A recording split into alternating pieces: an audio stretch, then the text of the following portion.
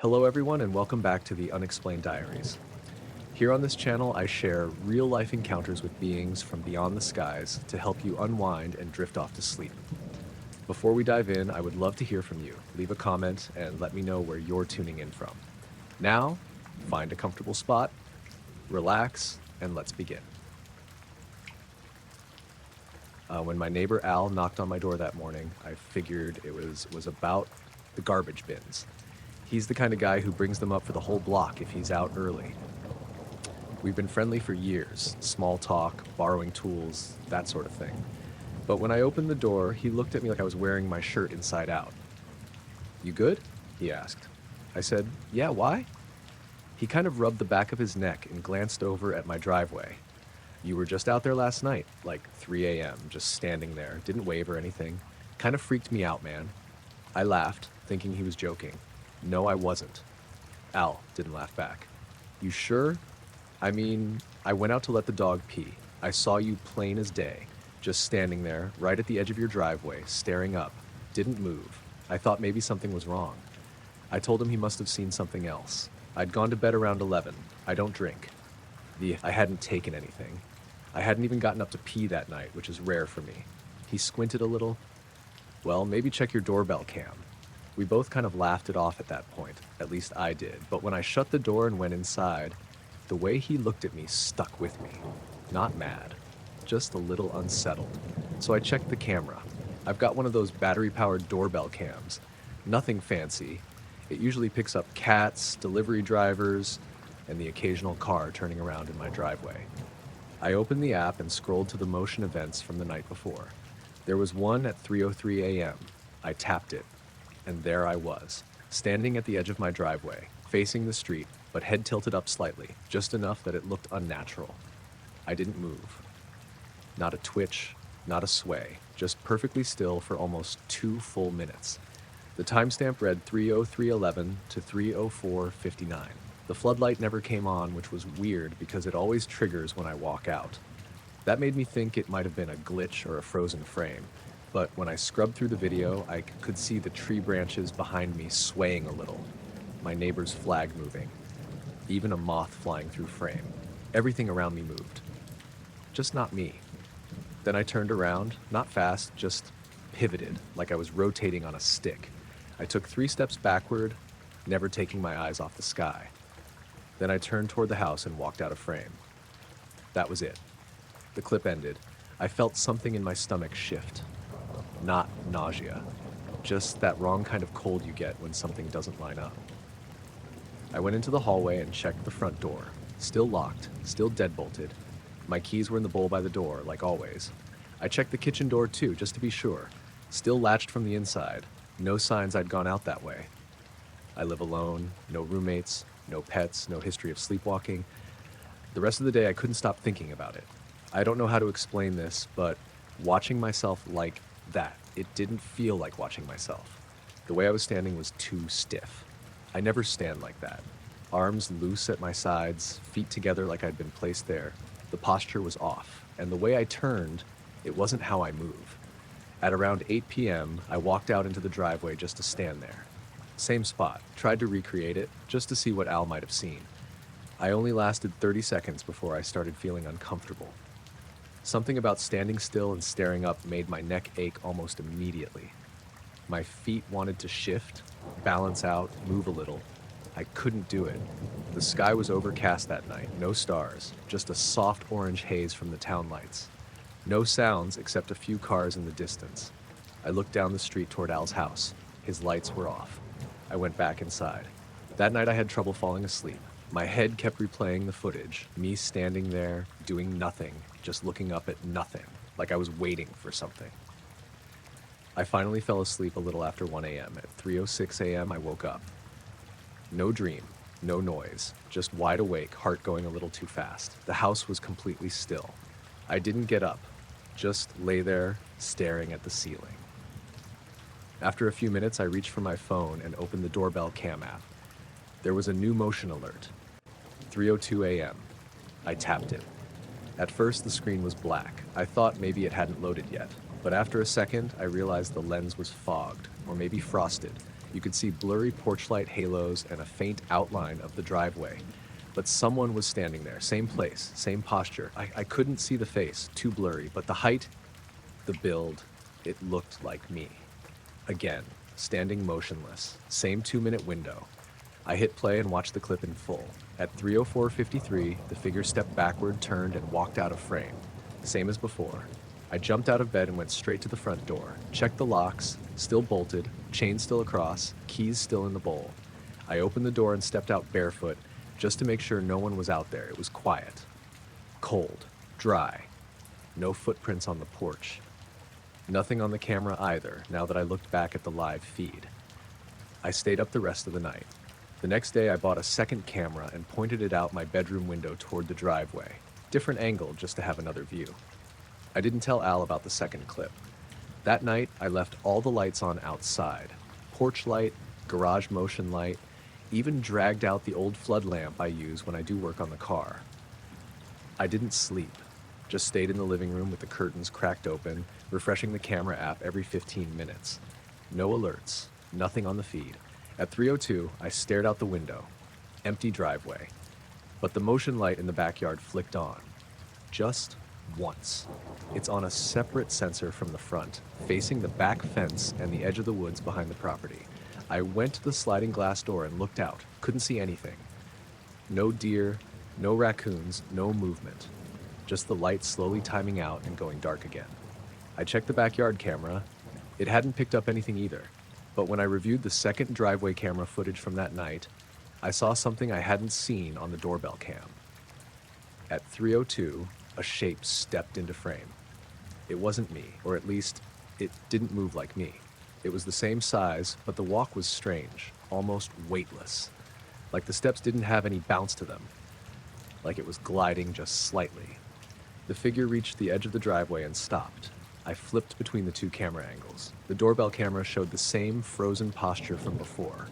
Arms loose, head tilted slightly up. The bedroom cam showed the same thing, from a side angle.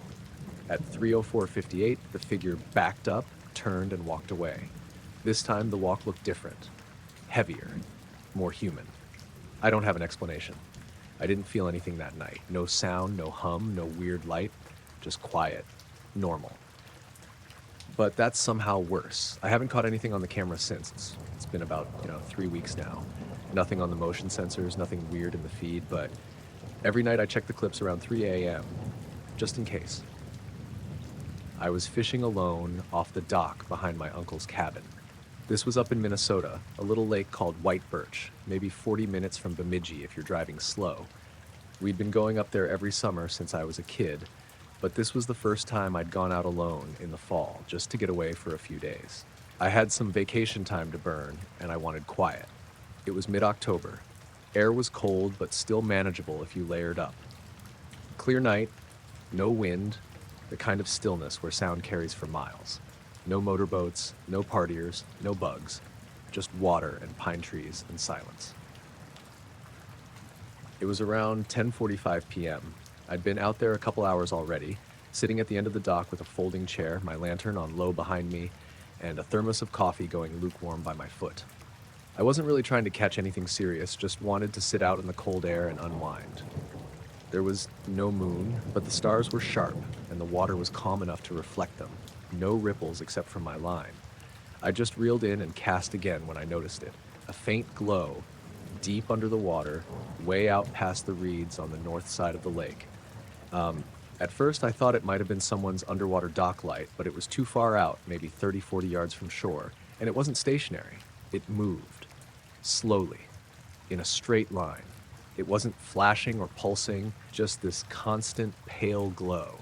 Like a spotlight pointed straight down but diffused through the water, not bright enough to light anything above the surface. Just this soft circle moving steadily along, about the size of a pickup truck, maybe a little bigger. I couldn't tell how deep it was, but definitely well below the surface. Deep enough that you couldn't see any shape attached to it. Just light. At first, I just watched it, thinking it might be something normal. A submerged flashlight on a float? Maybe a prank? But it was so smooth, slow, and deliberate that I found myself standing without realizing I'd moved. It kept coming. I didn't hear anything. No motor, no wake. The water around it didn't ripple or churn, it just glided straight to the dock. I stepped back from the edge, feeling this weird pull in my chest. Not like fear, not yet, more like a pressure, like being too close to something you weren't supposed to see. It kept moving. At one point, I thought it might turn off or drift away, but it didn't. The line it was following led straight to me. Not the dock in general, me, dead center. I backed up to where my chair was and turned down the lantern to give my eyes a better chance to adjust. I wanted to see it clearly. I don't know why. Curiosity, maybe. Or maybe it was something else, like I couldn't look away. When it got close, the glow seemed to dim slightly, or maybe it just looked that way in contrast to the deeper water. It slid right under the dock and stopped, directly beneath me. The glow didn't change color, it didn't pulse, it didn't make a sound, just sat there under the boards, maybe 8 feet below the surface, like it was waiting for something. That was the moment I felt afraid. I don't mean panicked, I didn't run, but this cold, heavy stillness settled in my gut, like being watched from below, like something looking up at me that shouldn't be there. I crouched slowly and tried to look between the gaps in the planks. Nothing. Just darkness and the faintest silver-green glow radiating from under the surface. No shapes, no beams, no bubbles. It didn't seem to touch the dock at all, like the water around it was untouched. It stayed there for maybe 10 seconds. Could have been more, I didn't count. I was too focused on keeping still. I don't even think I was breathing properly. Then it started moving again. Same direction, straight line, right past me and toward the deeper part of the lake. I stood and turned to follow it, walking to the other side of the dock, careful not to make noise. It didn't speed up or change direction, just kept gliding, deeper and deeper until the glow started to fade. It didn't blink out, it just sank lower until it vanished into the black. When it was gone, I realized I was holding my breath. I exhaled and listened. Nothing. Still no wind, no animals, no sound from the woods. I turned the lantern back up and sat down. My hands were shaking a little, but not badly. Enough to spill a few drops of coffee when I reached for the thermos. I stayed out there for maybe another 20 minutes, trying to figure out what I'd seen. I didn't fish anymore, just sat and stared at the water. Eventually, I packed up and went inside. I locked the cabin door, which I don't usually bother with up there. I didn't sleep well that night. Every time the heater kicked on, I jerked awake thinking I'd heard something in the water. The next morning, I walked out to the dock again just after sunrise. The lake was glass. Not a ripple. No sign that anything had been there. I checked the underside of the dock, thinking maybe someone had rigged up lights for a prank or a night dive, but there was nothing. No wiring, no mounts, no scuff marks. The water was clear down to about 10 feet. Past that, just green-black and silt. I didn't fish that day. I stayed inside, read a book, drank coffee. I tried to forget about it. I even convinced myself I'd imagined it for a while. A trick of the light, a submerged log catching starlight, something explainable. Then I checked my watch. It's an old digital one, nothing fancy, just something I wear camping. I'd looked at it earlier that evening when I first sat down to fish. It had said 9:58. I remember because I thought it was earlier than it felt. But when I looked at it the next morning, it was blinking like it had reset, all zeros. The date had flipped back to January 1st, 2000. I hadn't bumped it or dropped it. The battery was fine. It was still keeping time once I reset it, but it had wiped itself clean sometime during the night. I didn't stay the extra night I'd planned. I packed up that afternoon and headed back to the cities early. I haven't been back to White Birch since. I was driving back from my sister's place in Williamsport. It was late, close to midnight, maybe a little after. I hadn't meant to stay that long, just dropped off some stuff she left at my place after our parents' anniversary dinner. But we got to talking, and one thing led to another. You know how that goes. I took Route 973 west, a back road that cuts through a lot of nothing. Forest, farmland, bits of state game land. I like that road because it's quiet, no trucks, no tolls. This time of year, early November, it gets pitch black out there by 6. No street lights, just the occasional mailbox glowing from a porch light 100 feet off. I was about 10 minutes past Salatisburg when it happened. I'd just come around one of those shallow bends that open into a straightaway, trees crowding in on both sides, guardrail on the right, and my headlights lit up something hanging over the road. Not lying on the road, hanging above it. It was maybe 30, 40 feet ahead, just floating there. At first, I thought it was a big trash bag caught in a branch or maybe a piece of tarp flapping from some equipment. It caught the light in a weird way, smooth and glossy, but not bright, like wet stainless steel, almost, with no seams or edges. It was just there, motionless, maybe 6 feet off the ground, dead center in my lane. I eased off the gas without really thinking, still trying to figure out what I was looking at. Before I could even reach the brakes, the thing rose. Straight up, not fast like a rocket, more like an elevator, smooth and steady. Totally silent, no sound, no motion in the trees. The air stayed still.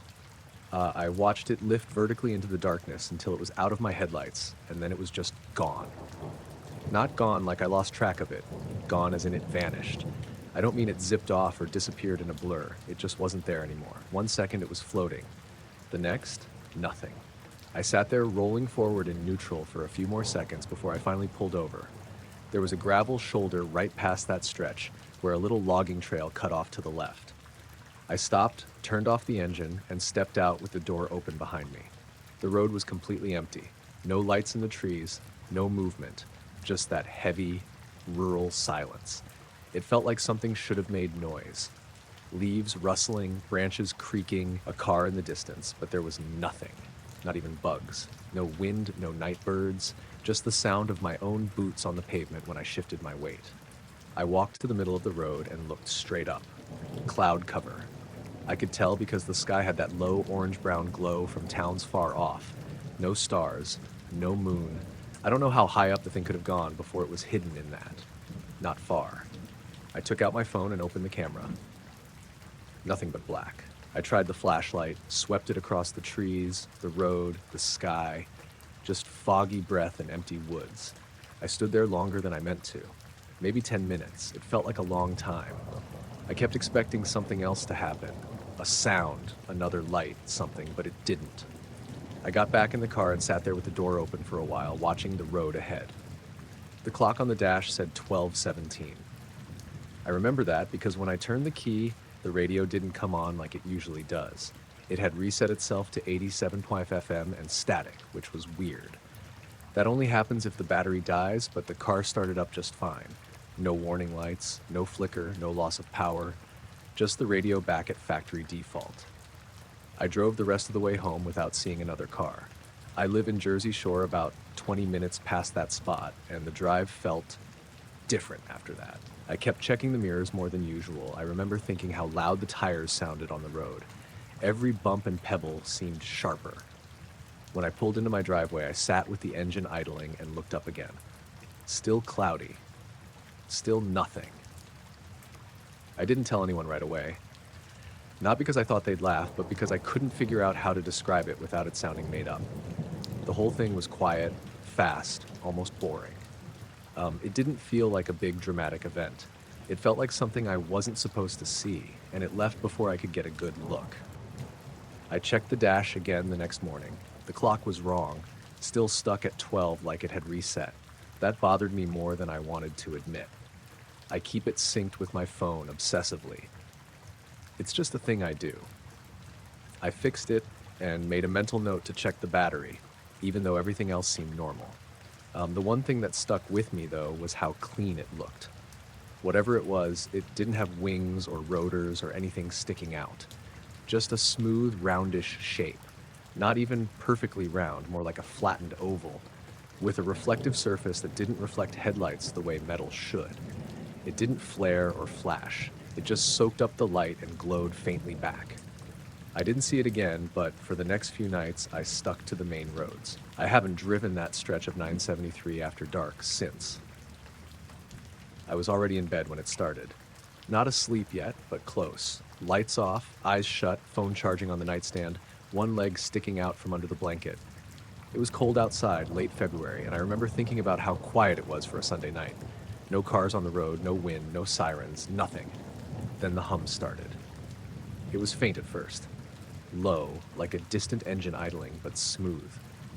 almost too smooth. It didn't feel like it was coming from any direction in particular, not through the wall or from outside or through the floor. It was just around, like it was inside the air itself. I sat up thinking it might be a neighbor's heat pump or some new power line noise. I live in a one-story house on the edge of town, Lyndonville, Vermont, where everything's kind of spread out. My nearest neighbor is a retired guy named Tom, 2 houses down. The others are mostly seasonal. Nothing commercial nearby. It's usually dead quiet by 10. The hum didn't fade. It got fuller, deeper somehow, but not louder. It wasn't vibrating anything. It didn't rattle the windows or shake the floor. It just pressed in on everything, like a sub-bass note with no actual speaker behind it. I walked to the window and opened the curtain. The night looked normal. Cold, still, lots of snow in the yard. A dim orange glow from the street lamp across the road. I cracked the window open and leaned out. No wind, no animals, no trees moving. The sky was cloudy, low clouds maybe, and they glowed faintly from the town lights like they always do. Nothing unusual except for the hum. It was definitely coming from the sky, not from a plane. I know what those sound like. There's a regional airport up in St. Johnsbury and you get the occasional twin prop or medevac, but this wasn't that. No Doppler shift, no engine texture. It wasn't mechanical, just a tone. Not quite musical, but not random either. Like a held note. I stood there with my head halfway out the window, not even cold, just weirdly calm. I remember noticing how still the snow was. Usually you can hear a bit of settling or little pops from the woodpile when the temperature drops. Nothing. It felt like someone had hit pause. The hum stopped, just like that. Not faded, stopped. 1 second it was there, and the next it wasn't. And then every device in my room reset. My bedside clock blinked 12. The fan in the corner powered off, then back on with its default beep. My Bluetooth speaker across the room made its startup chime. The overhead light clicked, even though it had been off. My laptop's charging light turned off and came back on. I blinked in the dark, trying to figure out if there'd been a surge or a flicker. But the ceiling light hadn't actually come on, just made the click sound like it had gotten power again. The clock was flashing like it had lost power entirely. And then I looked at my phone. It was still on the charger, but the screen had lit up and it showed 2% battery. Not 20. 2. I picked it up immediately, thinking the charger had come unplugged or something, but the cable was secure and the little lightning bolt was showing. Still charging. It had been at 74% when I plugged it in earlier, and I hadn't used it since. I opened the battery settings. No background apps running, no drain. It just said battery usage not available. The graph was completely blank. I tried unplugging it and plugging it back in. No change. I restarted it, still 2%. It stayed at 2% for another 10 minutes before jumping to 63% like nothing had happened. Just popped back up. While I was watching the battery graph glitch out, I realized something else. The Wi-Fi had disconnected. My router's light in the hallway was on, but the phone wasn't connected. When I tried to reconnect, it acted like the password was wrong, except I hadn't changed it. I double-checked on my laptop and connected just fine. I finally got the phone to join after rebooting the router. Then everything seemed normal again. I got back in bed, left the phone plugged in, and just lay there in the dark, listening. Nothing. The hum didn't come back. The house was quiet. The outside was still the same pale orange glow, same snow, same clouds. But the air felt different. Not colder, just thinner, harder to describe. Like the space in the room had changed slightly, like everything was pushed half an inch to the left and put back without me noticing. I slept in fits after that. Woke up a few times, each time expecting to hear the hum again, but it didn't return. Around 4, I gave up and made coffee. The next morning, everything worked fine. Phone at 98%, router normal, no blinking clocks. I checked the breaker box just in case, but nothing had tripped. When I looked outside, the snow in my yard had shallow, circular indentations scattered around.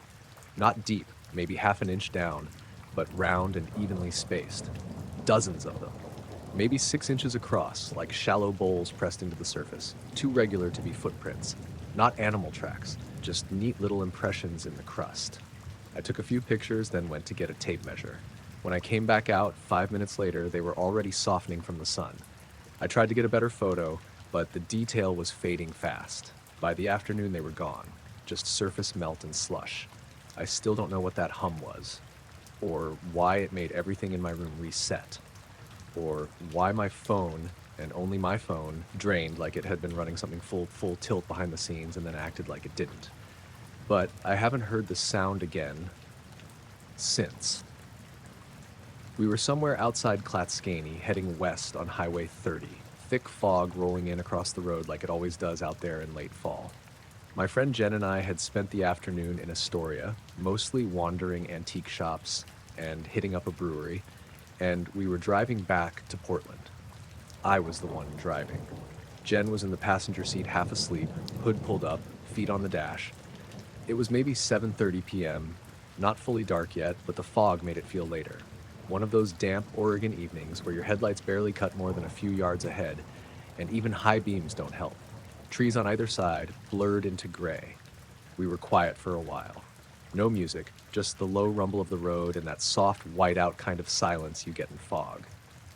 Then I noticed something strange above the tree line. There was a glow in the clouds, round, hazy, kind of soft. At first, I figured it was the moon.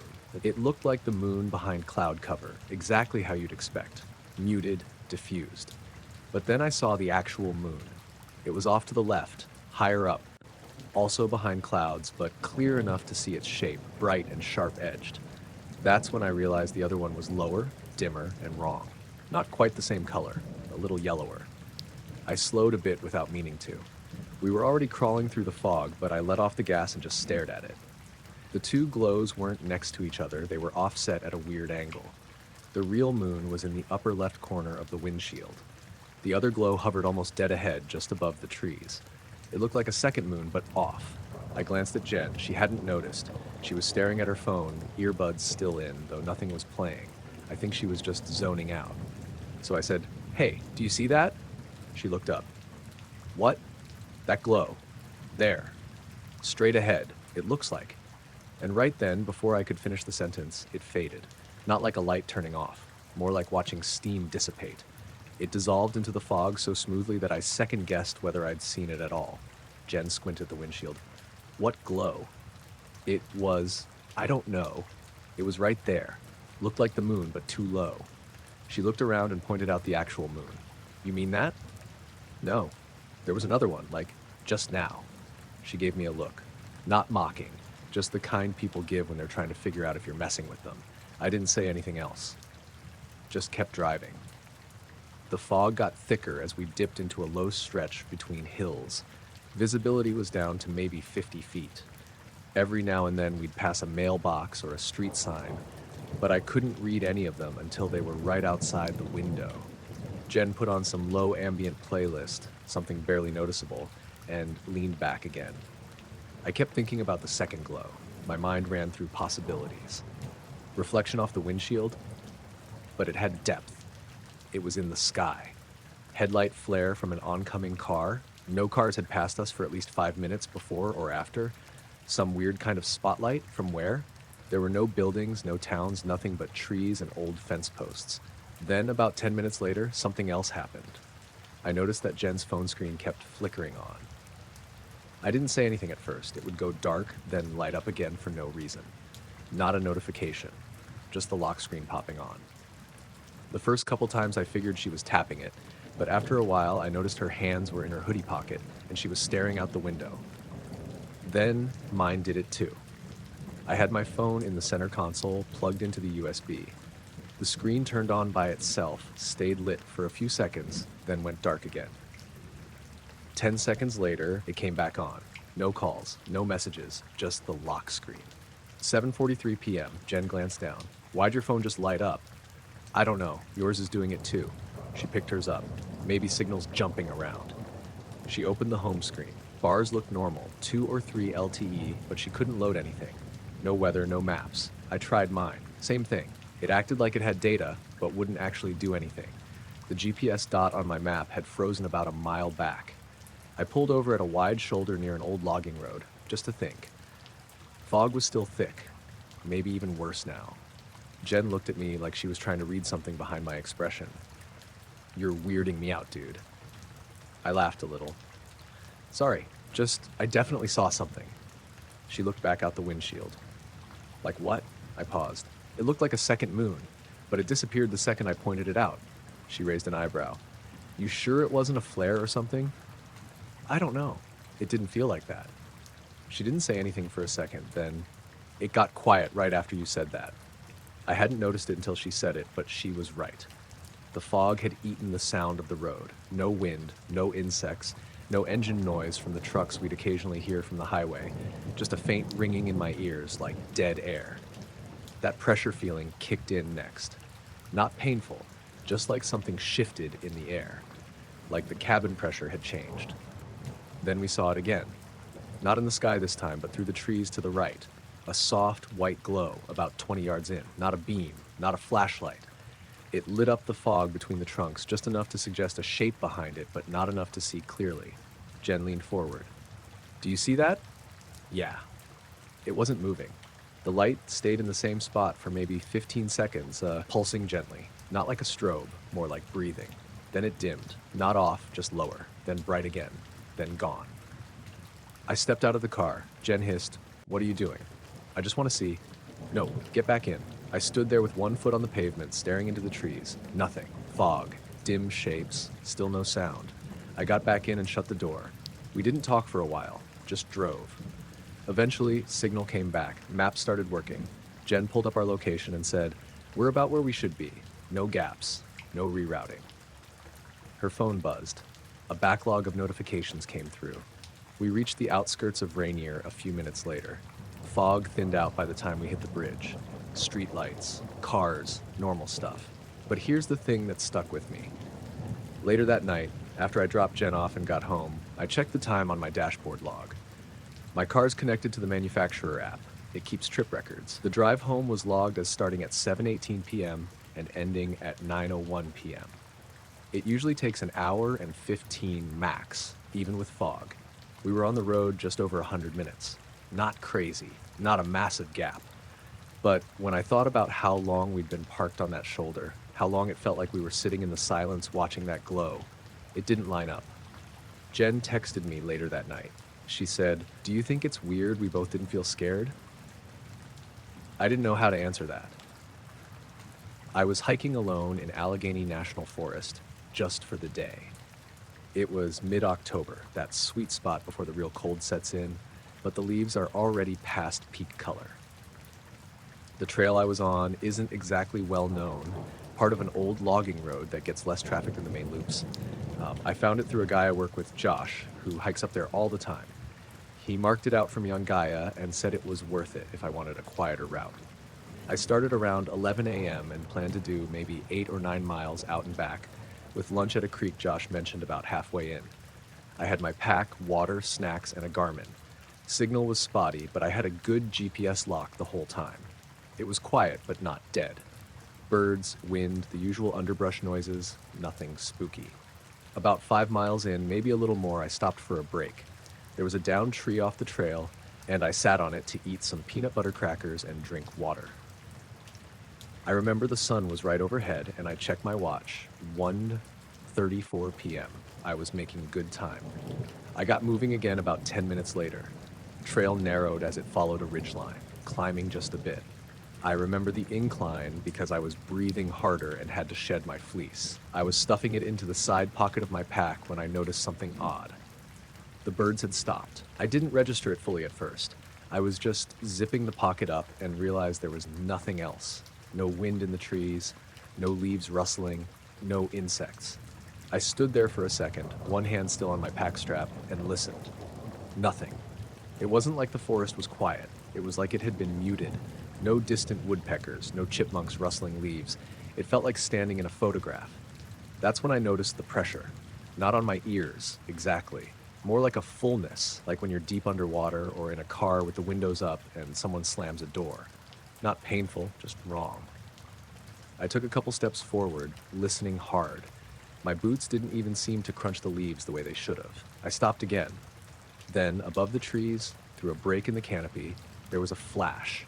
Not lightning, no clouds. It was a pale light, maybe the color of a halogen bulb, and it pulsed twice. Not blinding, not even very bright, but definitely there. Just 2 short pulses, spaced maybe a second apart. I looked up, squinting. but didn't see anything after that. No object, no movement. The light had seemed diffused, like it didn't come from a point, but from everywhere above the trees at once. Then, just as quickly, the sounds came back, all at once. Birds, wind, insects, everything, like someone had flipped a switch. I remember gasping like I'd been holding my breath. I hadn't even realized it. I pulled out my phone, not because I thought I'd find anything, but just to check the time. It said 1:52. I hadn't walked more than 5 minutes from my last break. I knew that. It should have been 1:40, maybe 1:42. I checked the GPS track. Still locked in. Still on the same trail. No drift. I kept walking. I don't know why, exactly. Part of me wanted to turn around, but it felt like if I stayed in that spot, something else might happen. Like the air was still waiting for something. So I walked. The next half mile was normal.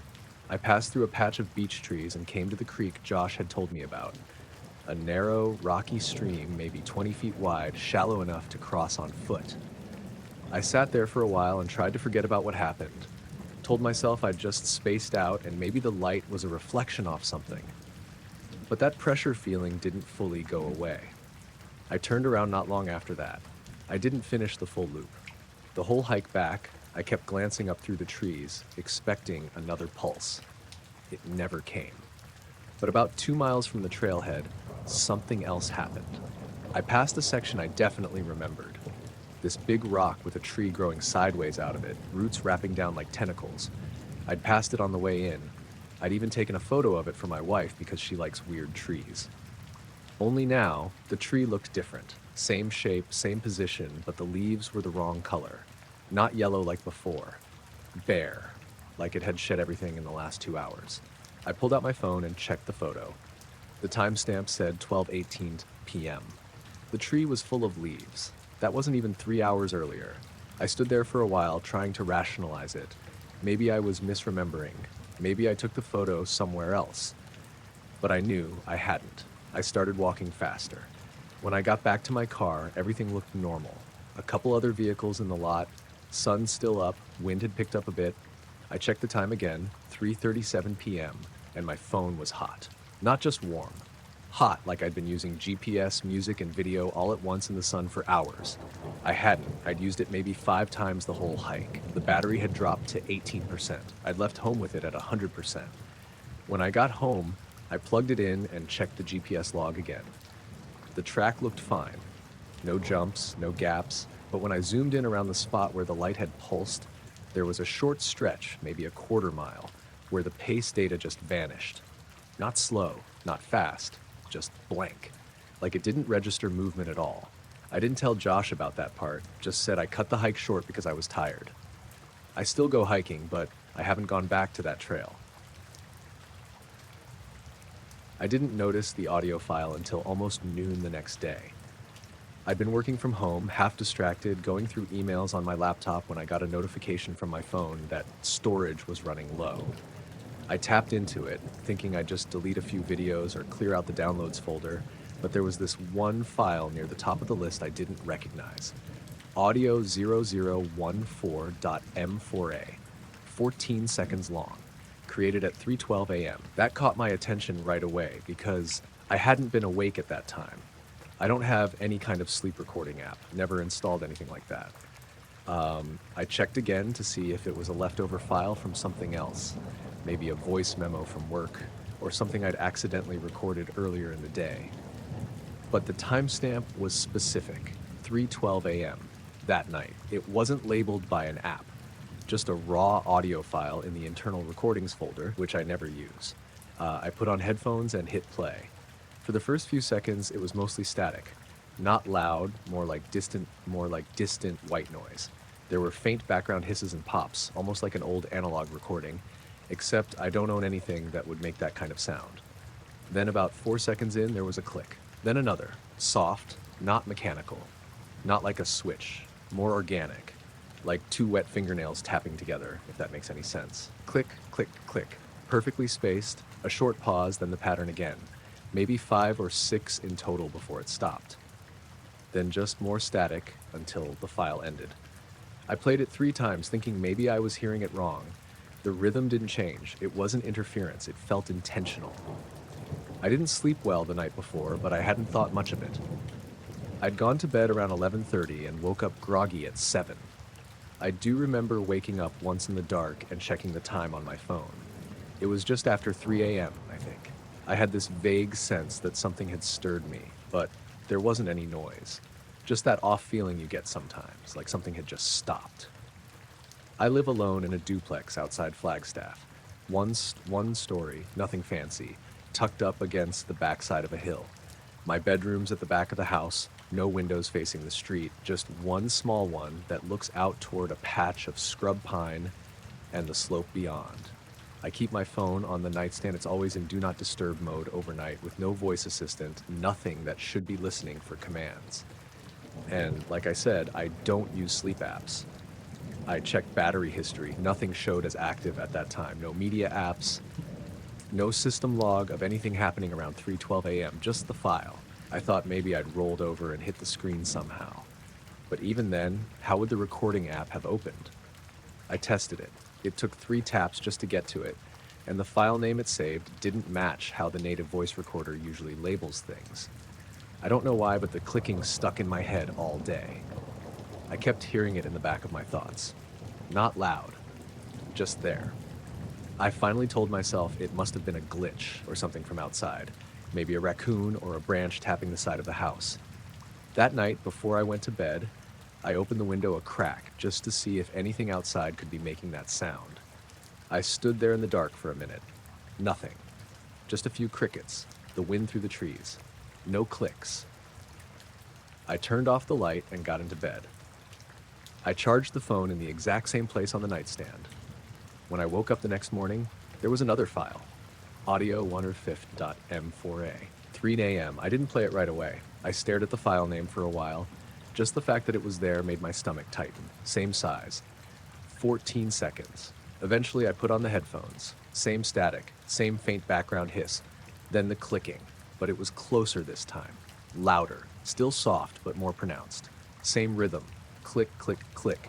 And right at the end there was a pause. Then one final click, louder than the rest. Almost sharp.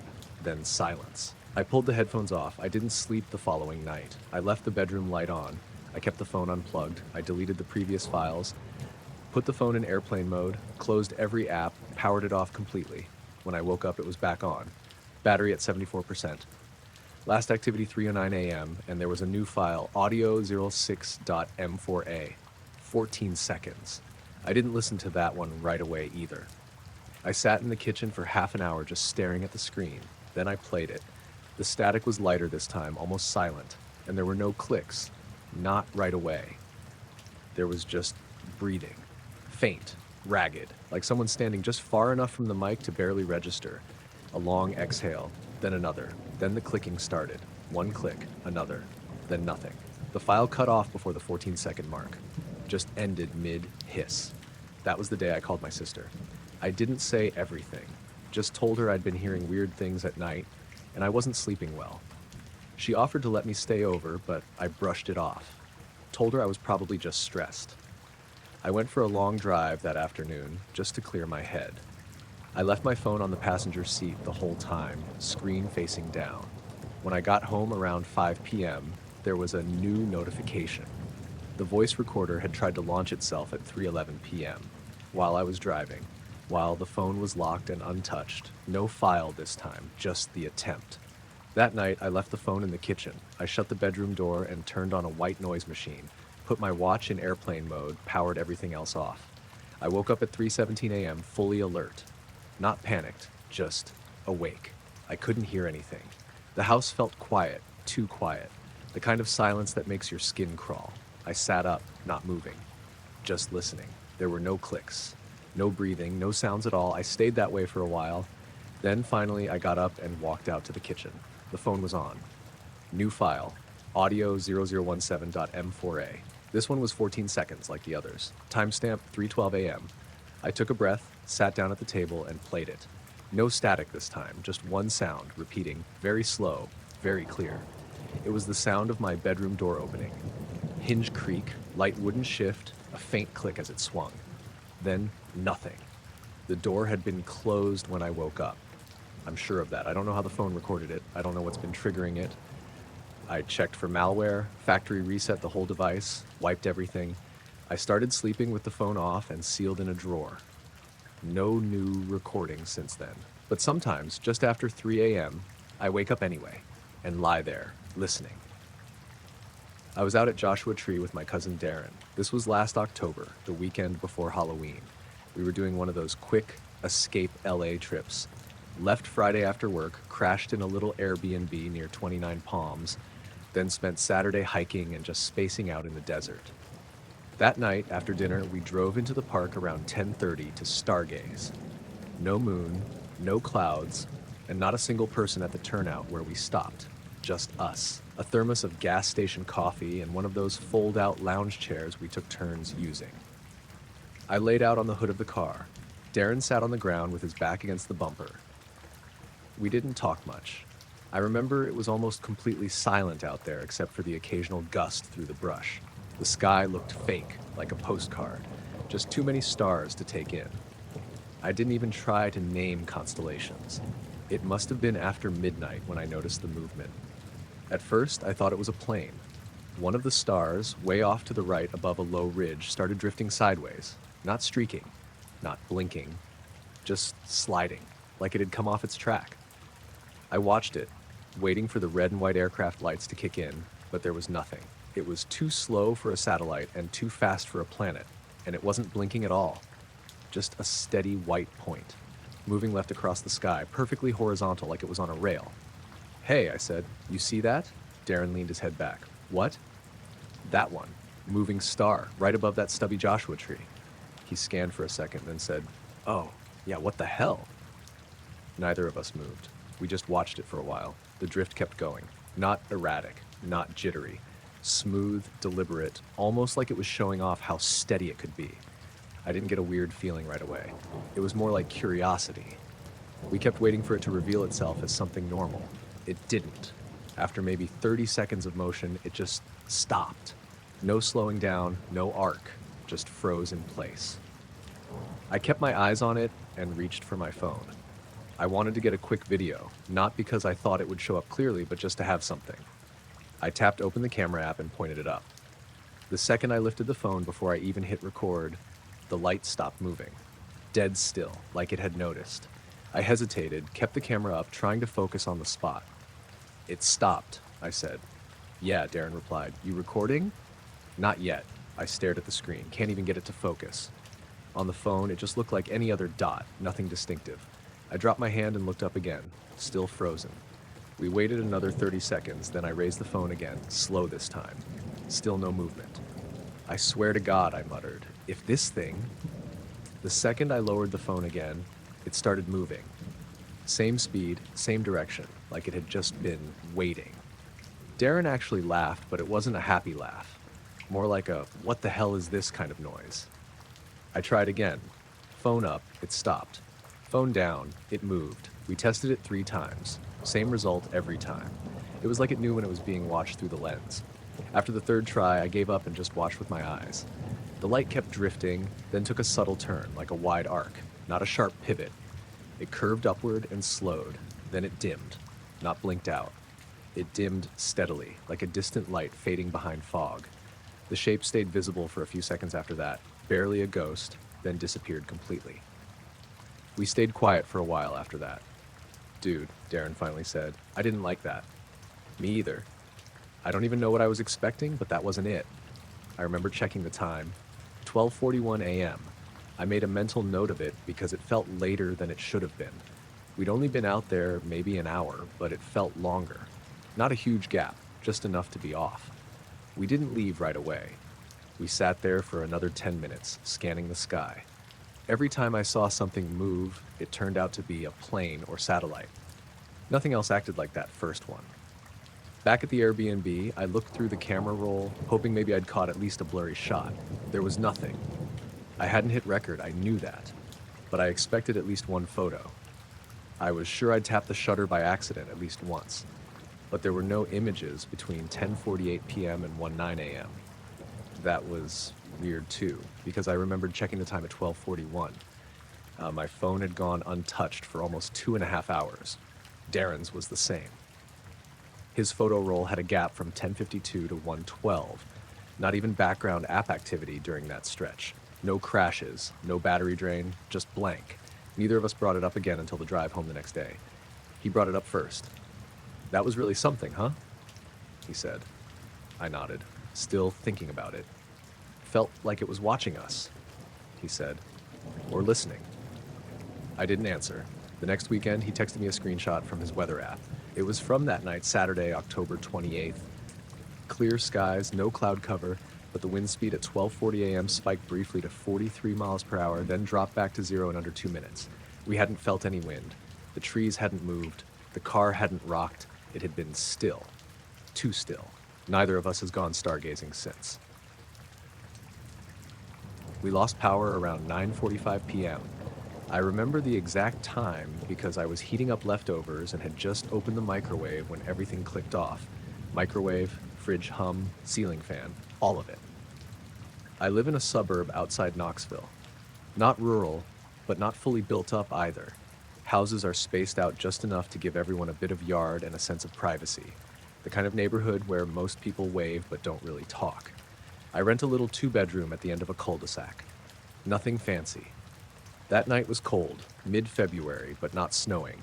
Just damp and still, one of those nights where you can see your breath but the air feels heavier than it should. There was no wind. Everything was quiet in that muffled winter way. I stepped out onto the porch with my flashlight to see if anyone else had lost power. The whole street was dark.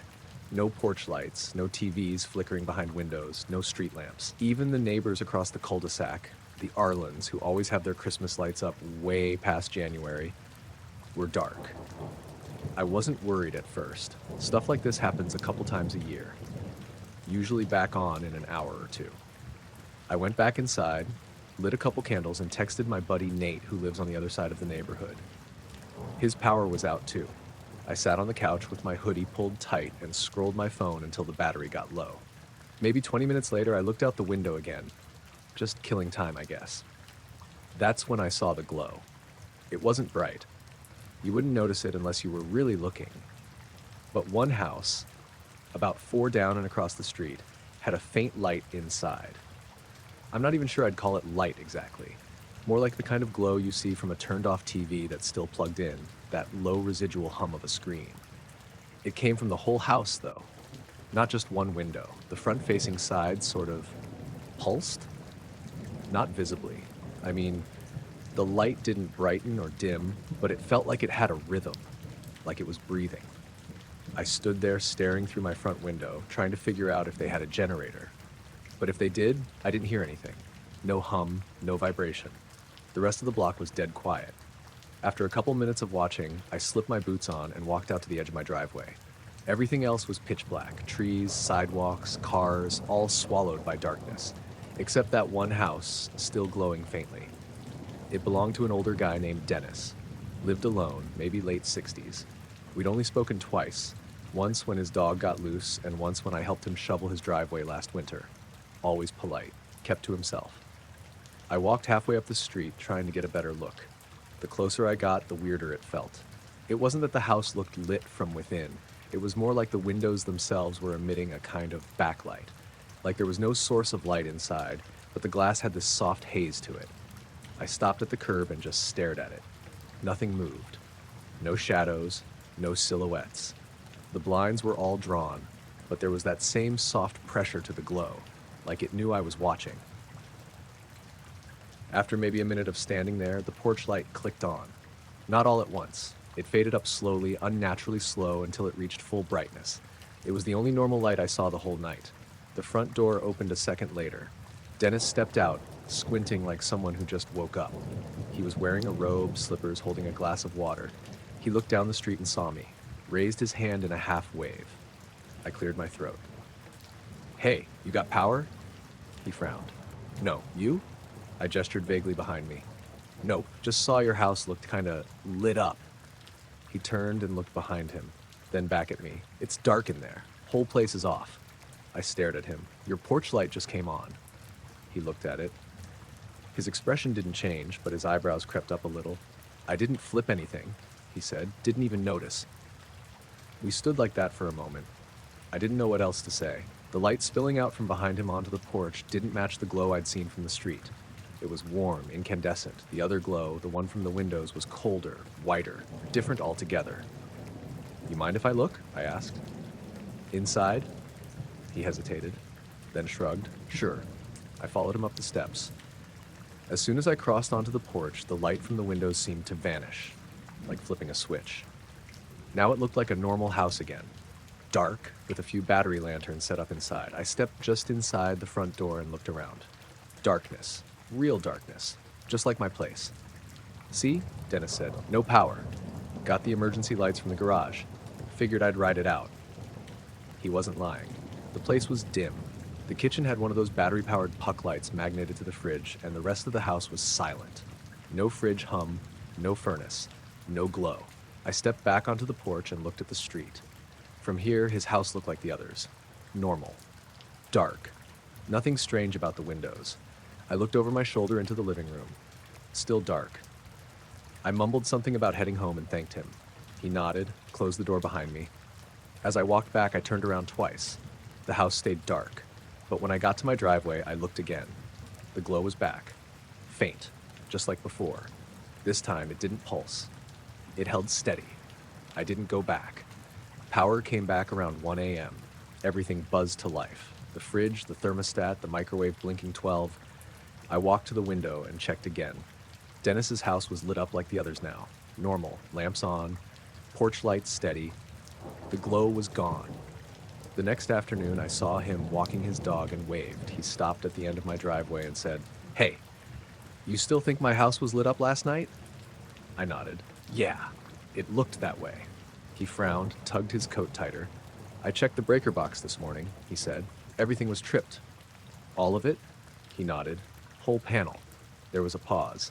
Then he added, "Dog wouldn't go near the living room last night. Slept in the laundry room." I looked down at the dog, this old yellow lab that usually barked at everything. She stood there next to him, wagging her tail, happy as can be. I didn't ask anything else, and Dennis didn't offer. It happened last fall when I was house sitting for my aunt and uncle in Redmond, Oregon. They live a few miles out of town near some old lava beds, the kind of place where the stars look fake at night because there's almost no light pollution. Quiet too, just the wind and the occasional coyote if you're up late. I was out there for 5 days while they went to visit their daughter in Boise. They have this little tan ranch house with a long gravel driveway, a detached garage, and a fenced-in dog run out back. No neighbors in sight unless you count the horses across the road. I'd agreed mostly for the peace and quiet. My apartment in Eugene was noisy, and I thought it'd be nice to have a few days without traffic or sirens. The third night was the one that stuck with me. It was clear out, cold but not freezing. Early October, maybe 45 degrees or so. I'd let their old border collie, Rex, out to do his thing around 10 p.m. and stayed outside with him for a bit. They have one of those hanging porch lights that barely casts anything past the front steps, so I brought a flashlight just in case. I like being out in that kind of dark, though. Everything feels slower, quieter, the kind of silence that doesn't feel empty, just paused. I was standing in the gravel near the edge of the driveway, looking up at the sky. You could see Orion rising over the trees. There wasn't much wind, just the occasional breeze shifting the tall grass along the road. That's when it hit me. This sudden, dull pressure in both ears, like being in a car that's climbing fast, or like someone cupping their hands around your head. Not sharp, not painful, but instant. I swallowed hard, trying to pop them. Nothing happened. My ears just stayed full, like something was pressing in on both sides. I looked around, thinking maybe it was a change in air pressure or a storm coming in, but the sky was clear. No clouds, no shift in temperature, no scent of rain. I turned in a slow circle, scanning the tree line in the sky. That's when I saw the light. It was above the treetops, off to the east, low, maybe 2 or 3 fingers above the horizon if you held your hand out. Not bright, not blinking. It looked like a star at first, but it was moving. Steady, smooth, completely silent. No red or green aviation lights, no sound of engines, no strobe. Just a soft white glow, gliding. I watched it for maybe 10 seconds as it moved laterally across the sky. Then it did something that I still can't explain. It didn't disappear behind trees. It didn't fade. It just vanished. Like it reached a certain point and blinked out behind nothing. There was nothing there, no cloud, no obstruction, just clear sky. And it went from there to not there in an instant. The pressure in my ears dropped at the exact same moment. Gone. Like someone let go of my head. I stood there for a long time after that. Rex had wandered back up the porch steps and was just sitting there, watching me. Usually if I call his name, he perks up and runs over, but he just sat still, staring. Eventually, I went back inside. I didn't feel scared exactly, but something was off. I checked the weather, no fronts moving through, no elevation shift that would explain the pressure, no flight paths over that area either. I even checked a flight radar app. Nothing in the sky at that time. Not even a satellite in that part of the sky, according to heavens above. I slept on the couch that night with the porch light on. The next morning, I went outside just after sunrise to look again. I stood in the same spot, facing the same direction, trying to trace the path the light had taken. There was nothing unusual. No broken branches, no footprints, no signs of anything. Just dew on the grass and Rex chasing squirrels again like nothing happened. Later that day, I talked to the neighbor across the road. His name's Cal, probably in his late 70s. He raises goats and sells hay. I asked him, casually, if he'd seen anything strange the night before. He didn't miss a beat. You mean the ear thing? I blinked. Yeah. He nodded and scratched his jaw. Happens out here sometimes. You feel like you're in a tunnel all of a sudden, right? Exactly, I said, and then it just stops? Yup, he said. Every few years, always at night. He didn't say anything else, just turned back toward his barn. I thought about asking more, but I didn't. That evening I stayed inside. I kept thinking about how the light didn't fade or dim or blink, just vanished. Like it moved behind a wall I couldn't see. Like it was never part of the sky to begin with. I didn't tell my aunt and uncle when they got back, and when I got home, I didn't mention it to anyone for a while. It didn't feel like something that would come out right. Still doesn't. The first time it happened, I figured it was a bird or a raccoon or something. Just one of those motion light false alarms you get living a little outside town. But it kept happening. Not every night, but often enough that I stopped chalking it up to coincidence.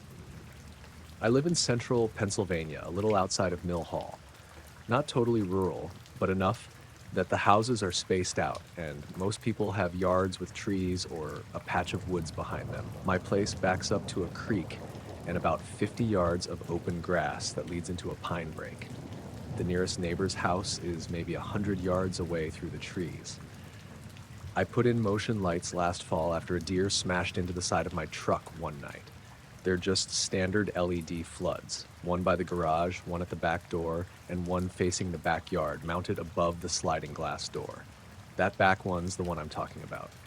This started in late February, still cold at night. I was in the living room watching something around 10 when the floodlight out back snapped on. It's bright, lights up half the yard. I glanced out the window. Nothing there.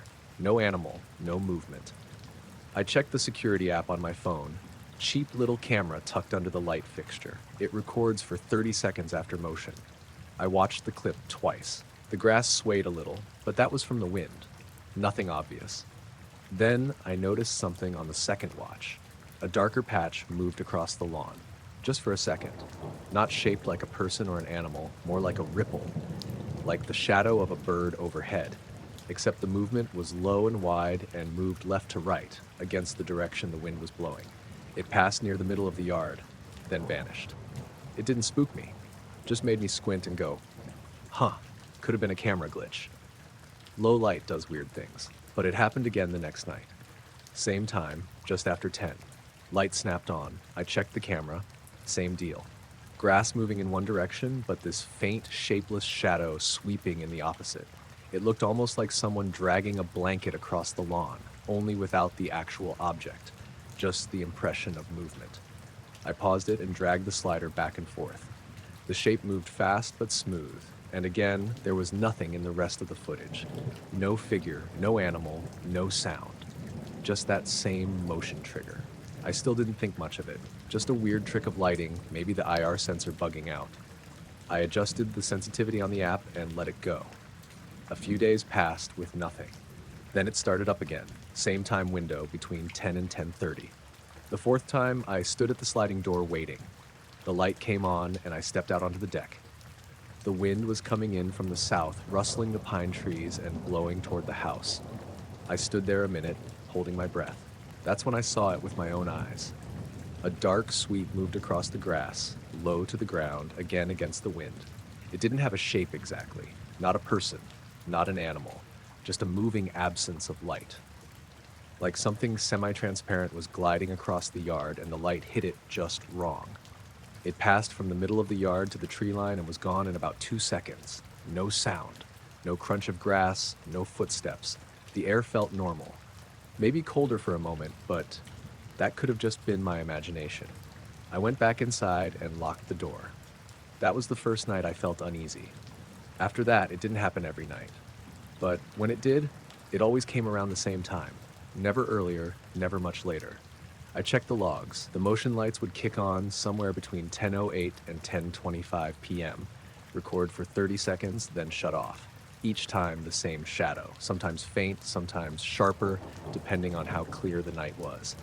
But it always moved the same direction, left to right from the perspective of the house toward the woods, always against the wind. I told my friend Brian about it. He's the kind of guy who always blames things on deer or weird lens flares. He came over one night to sit on the deck and see it himself. We waited until 10. I left the lights off at first. It was cold, mid-30s, and Brian joked about needing more beer to justify sitting outside in the dark staring at grass. Then at 10:16, the light snapped on by itself. We both flinched. Brian leaned forward in his chair. I stood up and looked out across the yard. Nothing. Just the wind moving the pine branches. Grass swaying toward us. Then Brian said, "What the hell was that?" I didn't answer. I saw it too. That same ripple, barely there, passed across the lawn from left to right, moving smoothly, no footsteps, no rustling. "Was that a bird?" he asked. "A low bird?" "No," I said. "Dude, that looked like a shadow." It did.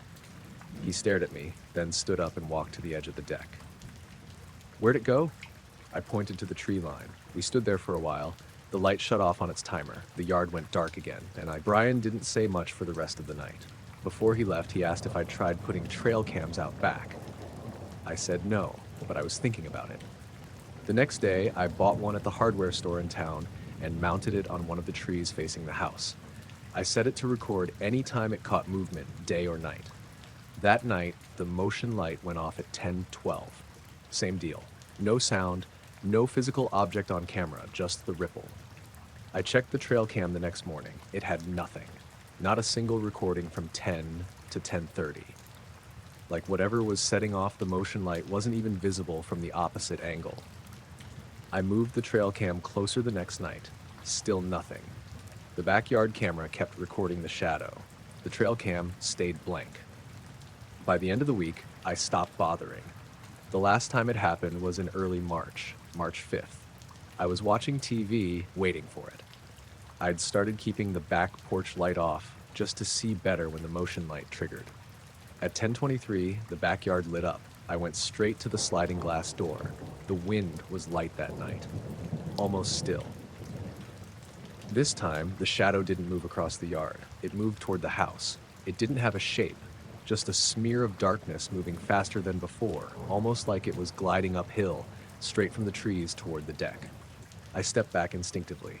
The light was harsh, overexposed the yard, but I could still make out the motion.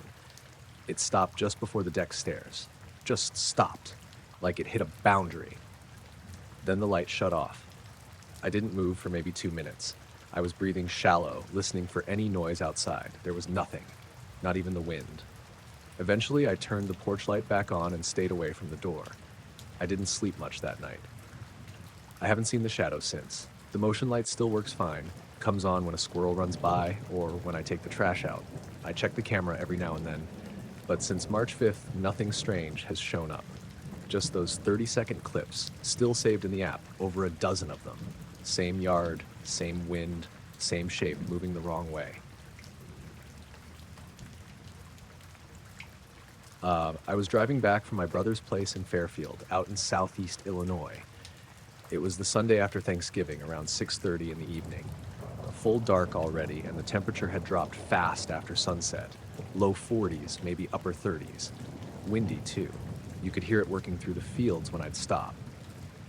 I was alone, heading north on a back road I'd taken a few times before. County Road 2100, I think.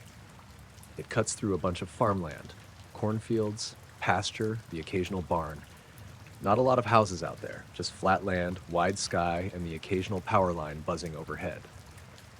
I was trying to avoid the main highway since it was backed up with everyone heading home from the holiday. It was quiet, no music playing, just the hum of my tires and the wind battering the sides of the car. Around halfway between Fairfield and Clay City, I came around a bend and slowed down because there were cows close to the fence line. Big pasture stretching off to the left, maybe 30 or 40 head of cattle. They weren't moving, just standing still in a loose formation about 20 feet from the road. At first I thought that was the weird part, just how still they were. But then I noticed they were all facing the same direction. Every single one of them. Not toward the road, not toward the barn on the far side of the field. They were all turned slightly upward, staring at a point in the sky maybe 30 degrees off the horizon. It wasn't just their bodies, they had their heads tilted up too. I slowed the car almost to a stop and leaned forward over the wheel, trying to see what they were looking at. Then I saw the light. It was dull, almost muddy orange. Hovering.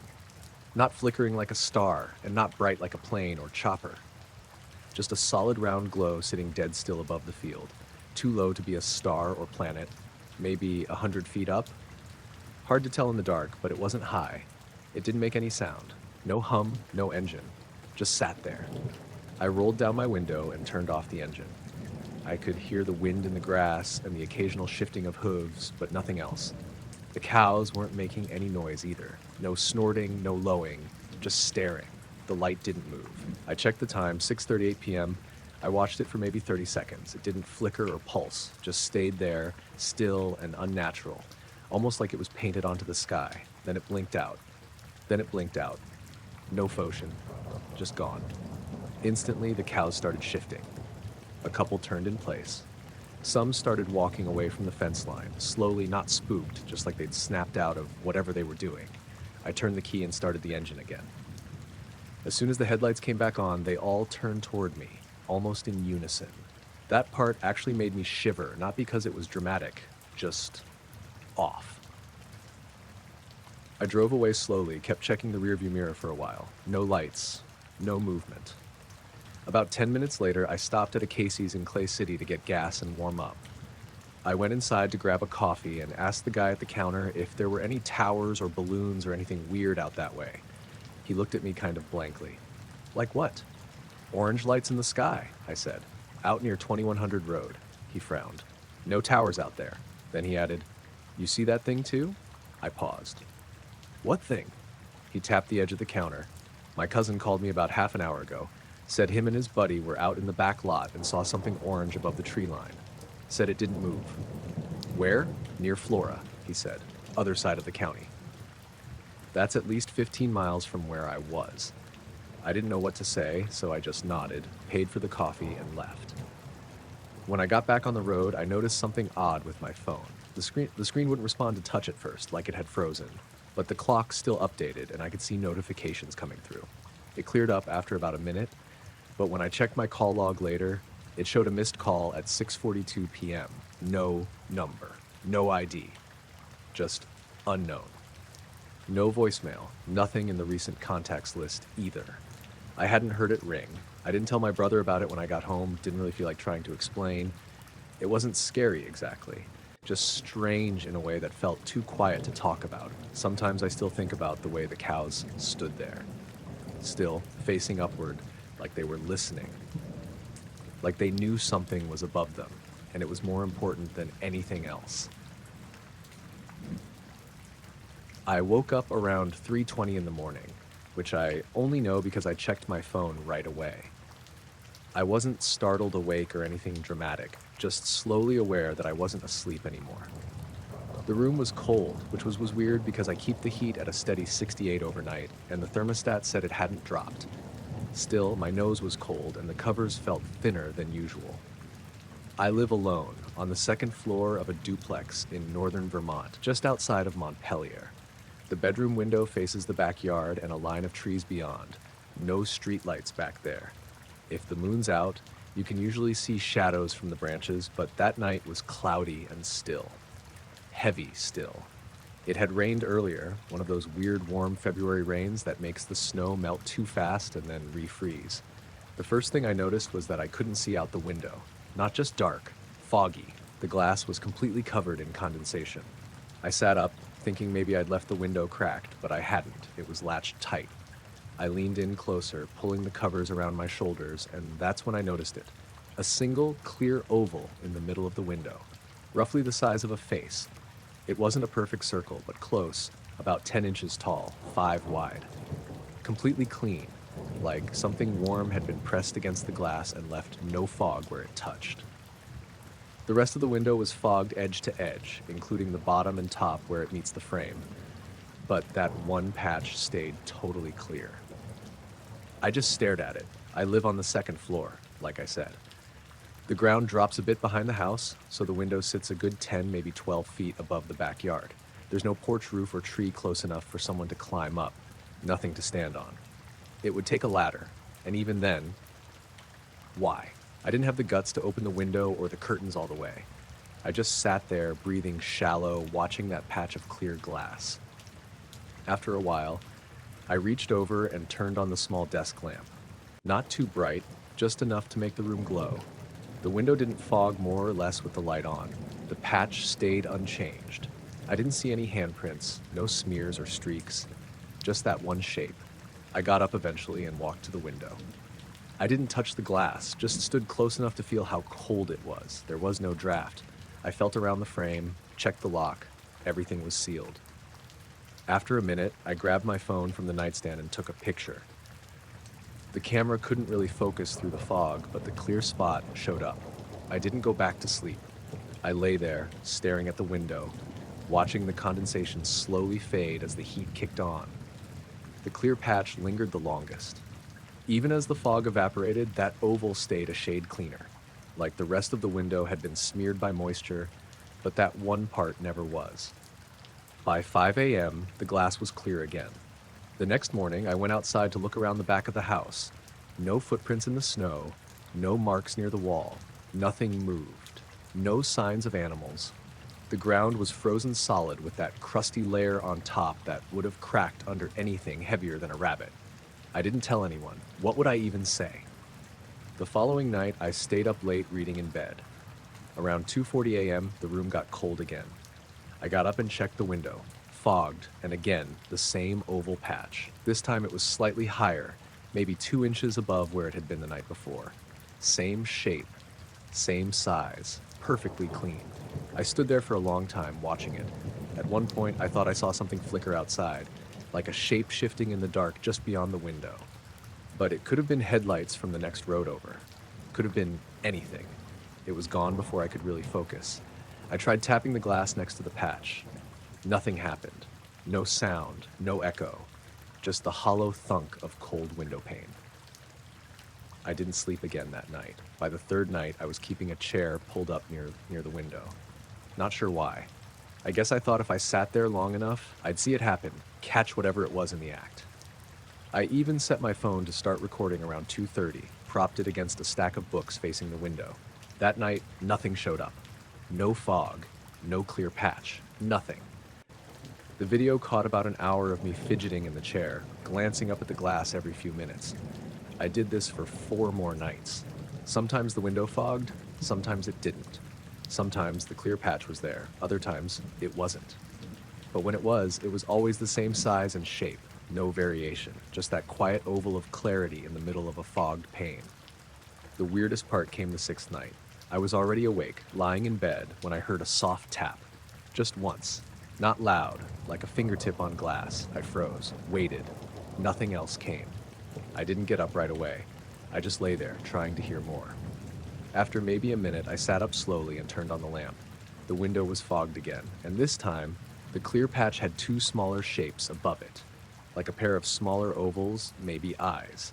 Still no handprints. No nose or mouth or anything. Just the large oval with two smaller ones sitting above it, spaced apart like someone had pressed their forehead and eyes against the glass. I didn't take a picture that time. I just pulled the blankets tighter and stared at it until the heat came on again and slowly erased the fog. By 6 a.m., the window was clear. That was the last night it happened. I kept checking for a week after. Set up my phone, woke up at odd hours to see if anything changed. But the condensation stopped appearing. Even when it rained again a few nights later, the glass stayed dry. No clear spots, no fog, just the usual dark window. I still live here. I haven't moved. But I keep the curtain closed now, especially in winter, especially at night. It was a Sunday afternoon, early spring, mid-April, I think. I'd gone out to Garden of the Gods in southern Illinois for a quick day hike. I live about an hour away in Harrisburg, and I try to get out there a few times a year when the weather's decent. The place is usually busy on weekends, but that day it was weirdly quiet, overcast and chilly, maybe in the low 50s, with a slow wind out of the north. Not bad, just enough to make it feel like the tail end of winter was still hanging around. I'd taken the longer trail that loops out toward the bluff where you get those panoramic views of the rock formations and forest. Around 2:30 or so, I stopped at a flat outcropping to drink some water and just sit for a while. No music, no phone. I had service, but I wasn't using it.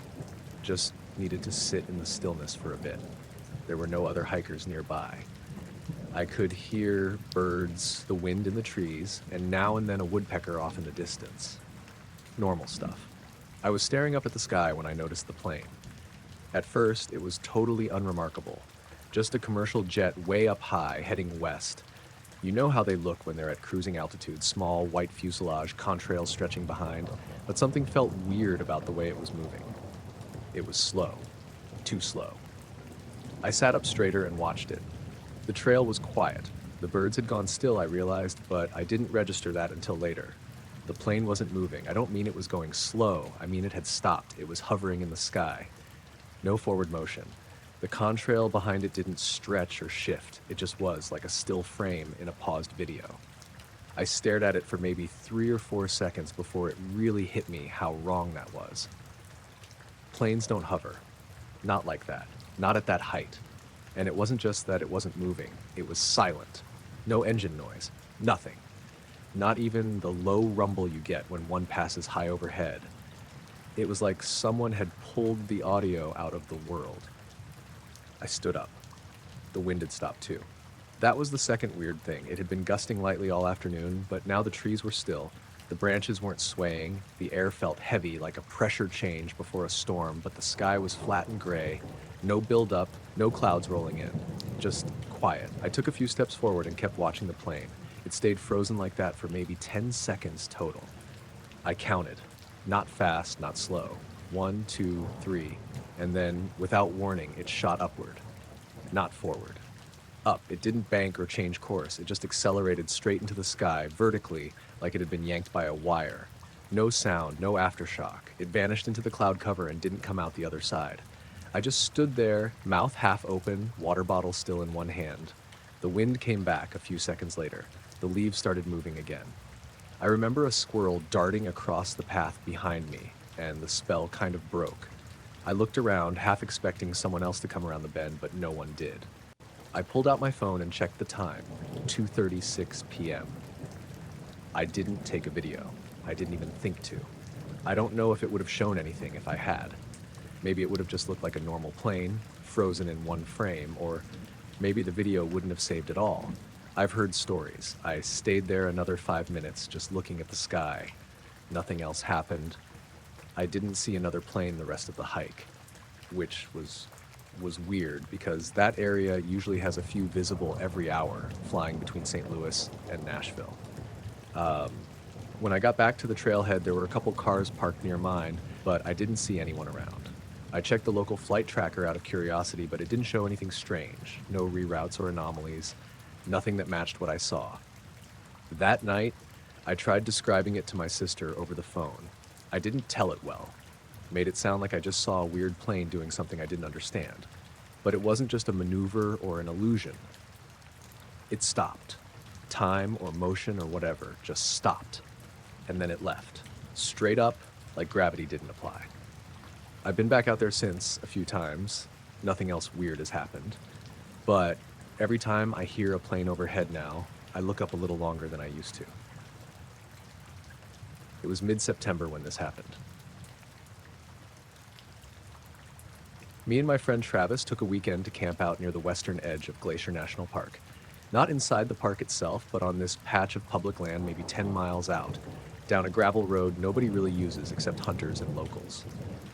We'd gone up there once the year before and found this flat ridge with a view of the valley and just enough tree cover to stay out of the wind.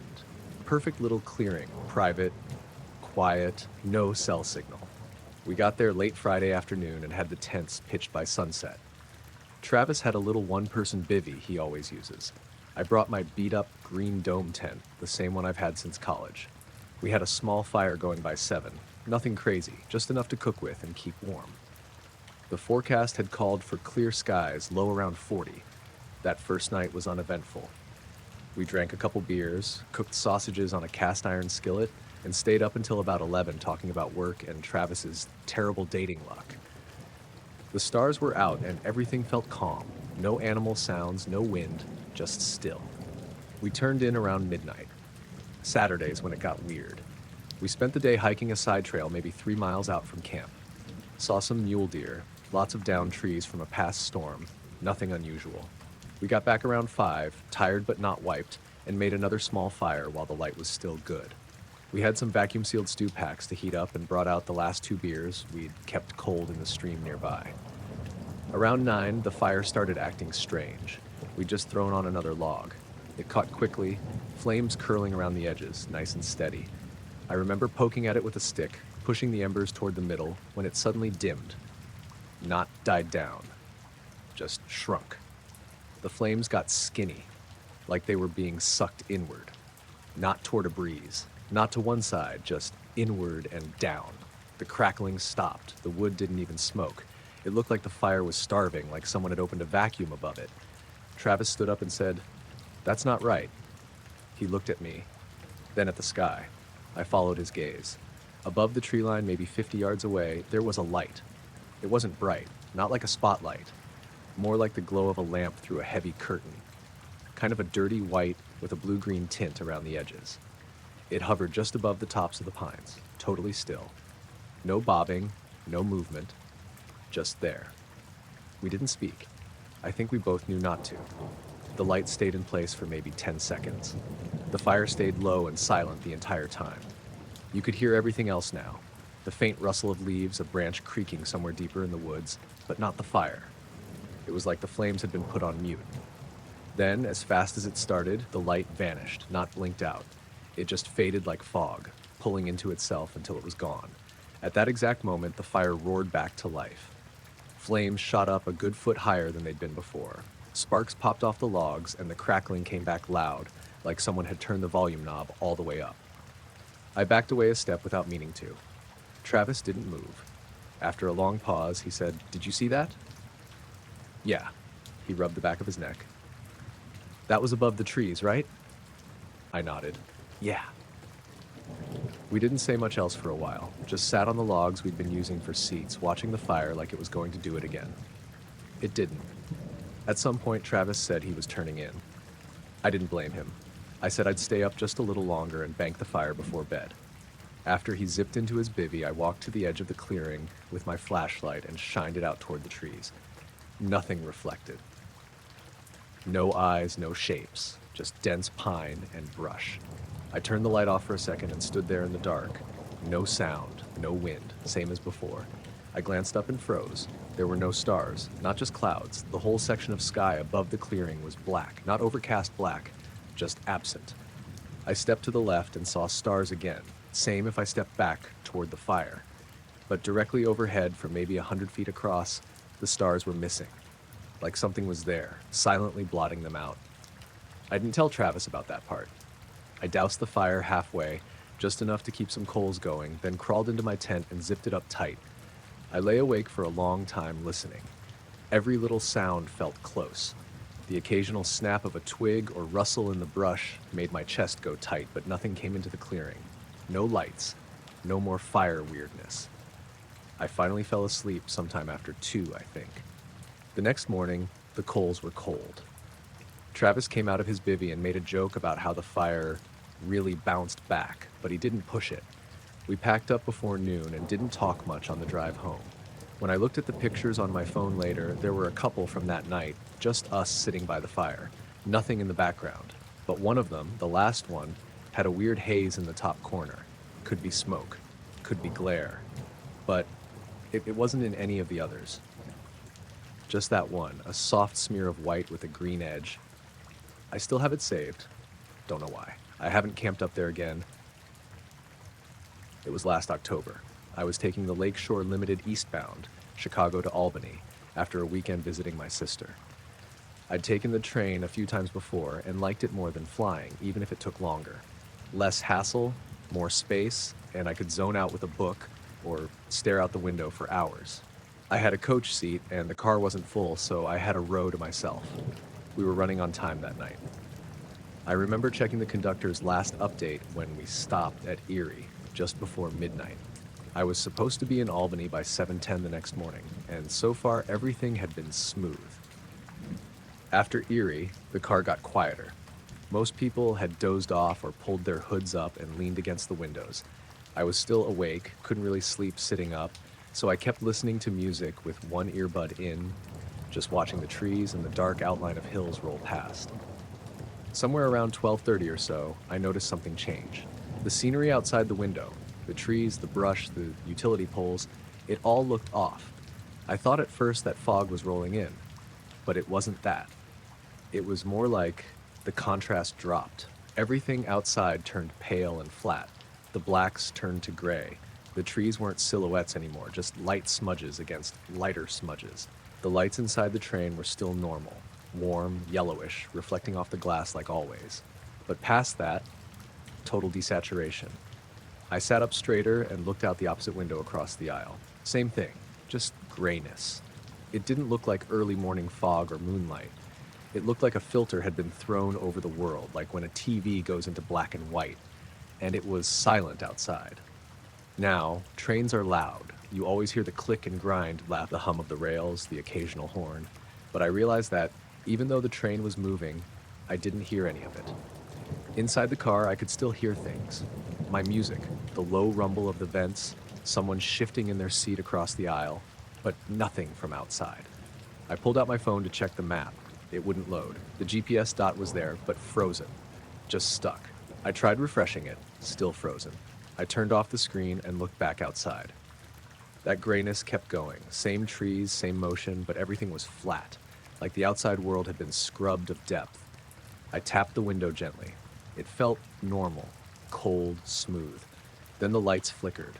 Not a full outage, just one sharp pulse like a blink, and the inside of the train went dim, then bright again.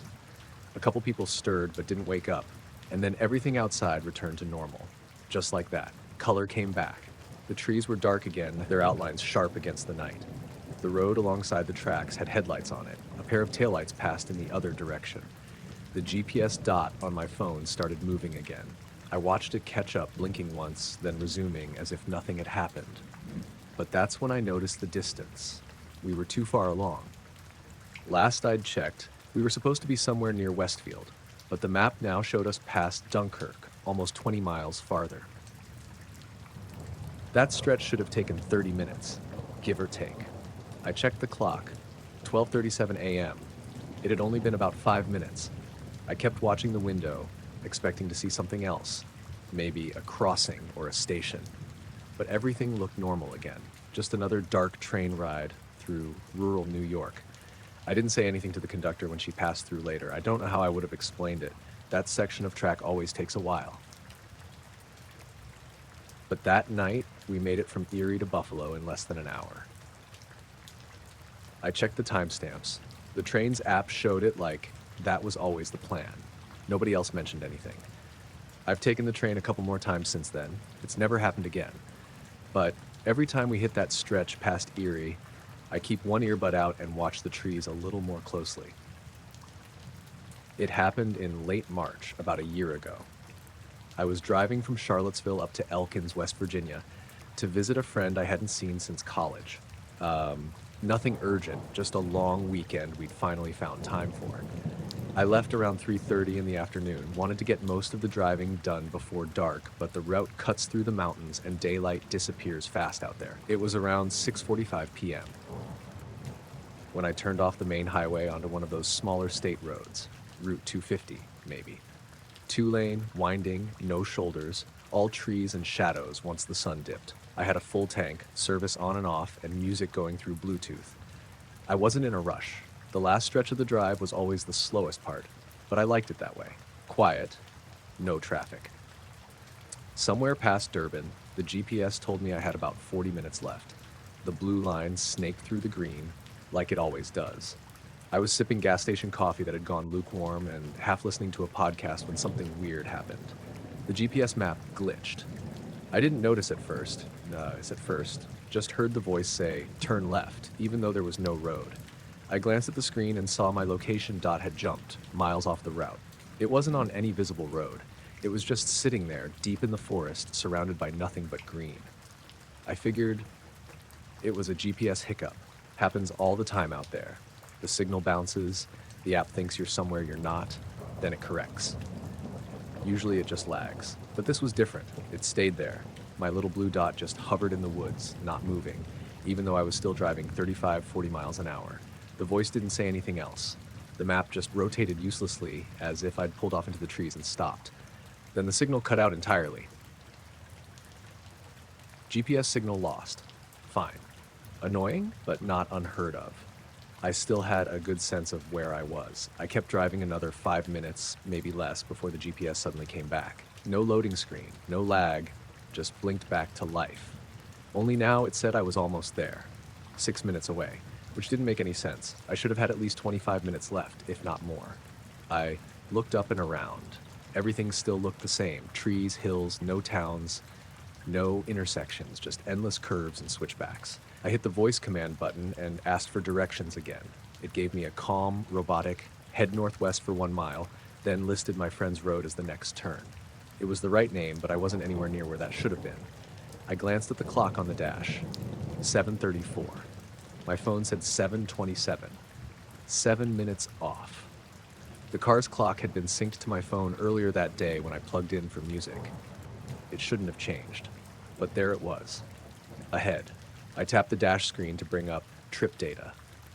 Nothing unusual, just the clock, slightly fast, and the trip time now listed as almost an hour shorter than it should have been. I pulled over at the next turnout, just a gravel patch with enough room for one car, and sat there for a second with the engine running. No cars behind me. No sounds except the fan blowing warm air through the vents. I looked back at the map. The blue dot was on the road again, right where it should be. But I still couldn't explain how I'd lost 20 minutes of driving and somehow gained time on the arrival. I opened my door and stepped out. The air was cold, upper 30s, and everything was dead quiet. No wind, just trees standing still in the fading light. I walked around to stretch my legs and noticed something else. The ground on the passenger side was soft. Not muddy exactly, but damp in a way that didn't match the rest of the shoulder. It squished slightly under my boot, like it had been disturbed, like the weight of the car had sat there longer than it should have. I hadn't pulled over before that moment. I got back in and kept driving. About 5 minutes later, I passed the sign for my friend's road, exactly where the GPS said it would be. I pulled in, drove the last half mile down a gravel lane, and parked in front of his place. He came out to greet me, all smiles like nothing was off. I glanced at the clock again. Still showing 7:38 in the car. My phone said 7:31. I asked if his place was in a weird time zone pocket or anything. He just laughed and said, "Nah, we're still on Eastern like everyone else." We made dinner, caught up. I didn't mention the GPS glitch, but later that night, before I went to bed, I checked the trip history on the app. It showed a straight, uninterrupted drive. No weird detours, no signal loss. But there was a gap. Between 6:48 and 7:06 p.m., the log was blank. No data, no location, just a flat line. Then it picked back up like nothing happened, 20 miles farther along. I haven't had anything like that happen since. But every now and then, when I'm driving at night through the woods, I check the GPS a little more often than I used to, just to see where it says I am. I was staying in a rental cabin out on the Oregon coast, Rockaway Beach, early last November. It was a solo trip, kind of last minute. I'd burned out at work, and a friend of mine had a place her uncle owned that wasn't booked for the week. Nothing fancy, just a two-bedroom house with weather-beaten shingles and a view of the water if you leaned a little over the deck railing. It rained off and on the first couple days, but by Thursday the forecast cleared and I spent most of that afternoon walking the beach and reading. That night, I made dinner around 7, ate on the couch, and kept the lights dim. There was this large sliding glass door at the back of the house, looking out past a stretch of beach grass to the ocean, maybe 50 yards away. The tide was out. Sky was overcast but patchy, with some thin clouds glowing from the moon behind them. Around 9:15, I stepped outside with a blanket and sat in one of those plastic deck chairs to listen to the water. No wind, barely a breeze, just the rhythmic sound of waves, steady and calm. Cool air, jacket weather, but not bad. I sat like that for a while, maybe 30 minutes, just zoning out. That's when I noticed the lights. At first I assumed it was a couple boats. There were 4 or 5 of them, spread out in a straight line far out on the water, way past the breakers. White lights, small but steady, not moving, just hovering near the horizon. I watched for a minute, waiting for them to shift or blink, something that would say fishing trawler or cargo ship, but they didn't move. They just stayed still, perfectly spaced. Then the one on the far left dropped, not sailed forward or dimmed. It dropped, straight down, fast and smooth, like someone had cut a string holding it up. It vanished beneath the horizon line in about 2 seconds. No splash, no change in the sound of the surf. Just gone. I leaned forward, squinting, waiting for it to pop back up or flash. Nothing. Another one dropped. This one 2 spots over from the first. Again, straight down. No arc, no fade. Just down and gone. I stood up. My chair made a scraping sound against the deck boards, and for a second I thought that might snap me out of whatever I was seeing, but the lights were still there. 3 left now. I started recording with my phone. The lights were visible on the screen, faint, but they showed up. I held the phone steady, but the next light that dropped didn't register the same on video. You could see it on the screen, then suddenly it wasn't there. No streak, no downward motion captured. It was like a frame had just been erased. 2 lights remained, same spacing, same pale white glow. I stopped the video and just stared. The 4th light dropped about a minute later. I counted 12 seconds between the 3rd and 4th. This one went down slower than the others. Still smooth, still dead straight, but more drawn out. I tracked it with my eyes all the way to the waterline. Then nothing. The last one just stayed there. I kept watching it for what must have been 5, 6 full minutes, no sound. Just that low, endless wash of the waves. Then, out of nowhere, it blinked off. Not dropped, not descended. Just turned off like someone flipped a switch. I waited. I stayed outside another 20 minutes, watching the same patch of water, scanning left and right for movement or any kind of explanation. No boats came in, no sounds from a motor, no aircraft overhead. Eventually, I went back inside and locked the door. I don't even know why. It's not like whatever that was had been anywhere close. I watched the video again. You can just barely see the lights, like I said. The drop doesn't show, though. It just looks like a bad cut. I didn't sleep well. At around 2 a.m., I heard something that might have been thunder, low and distant. But there hadn't been any storms on the forecast, and when I stepped out to check, the sky was still half clear. Ocean looked normal again. No lights. The next morning, I walked the beach at sunrise. There were crab shells and driftwood, same as always. No wreckage, no buoys, no signs of anything out of the ordinary. But the weirdest part, and I didn't notice this until I looked back later, that stretch of water where I saw the lights, it didn't line up with the main shipping lanes. I checked maps. That area is not where boats typically anchor or pass through, especially not in a perfect horizontal line. I still have the video on my phone. I haven't shown it to anyone. It's too vague to prove anything, but I can't delete it either. Every time I go to the coast now, I watch the water longer than I used to. I was driving home from Helena to Butte late on a Tuesday night in early November. I had stayed a little too long at my buddy Eric's house, one of those, okay, I really should get going kind of goodbyes that lasts another half hour. It was about 10:20 when I finally got in my car. Cold and dry out, around 30 degrees, clear sky, but that kind of quiet where the cold feels dense. I've made that drive 100 times. About an hour or so on I-15, then a short stretch on 90 into town. Easy drive, especially late at night, barely any traffic. Just long stretches of highway, a few small hills, and a whole lot of nothing in between. Everything was normal until I passed the exit for Basin. That's when I noticed the steering felt off. It started small, just a soft kind of drifting. The tires didn't feel connected to the road anymore, almost like the pavement had gone slick, but there hadn't been any ice. The steering wheel turned with less resistance, like it was gliding. It didn't jerk or pull, just loosened up for no reason. The weird part was that the engine tone didn't change. No vibration, no sound from the tires, just that floating feeling, like the car had suddenly become weightless by a few hundred pounds. It lasted maybe 5-6 seconds, long enough for me to really notice and start to worry. Then everything snapped back to normal. Tires gripped again. Steering tightened up. It was like nothing had happened. I eased off the gas and kept both hands on the wheel. Checked my dashboard. No warnings, no tire pressure alerts, nothing. Then I checked the rearview mirror. There was a light behind me. Far back, maybe a quarter mile or more. But it wasn't headlights. It was one single dim light, pale and steady.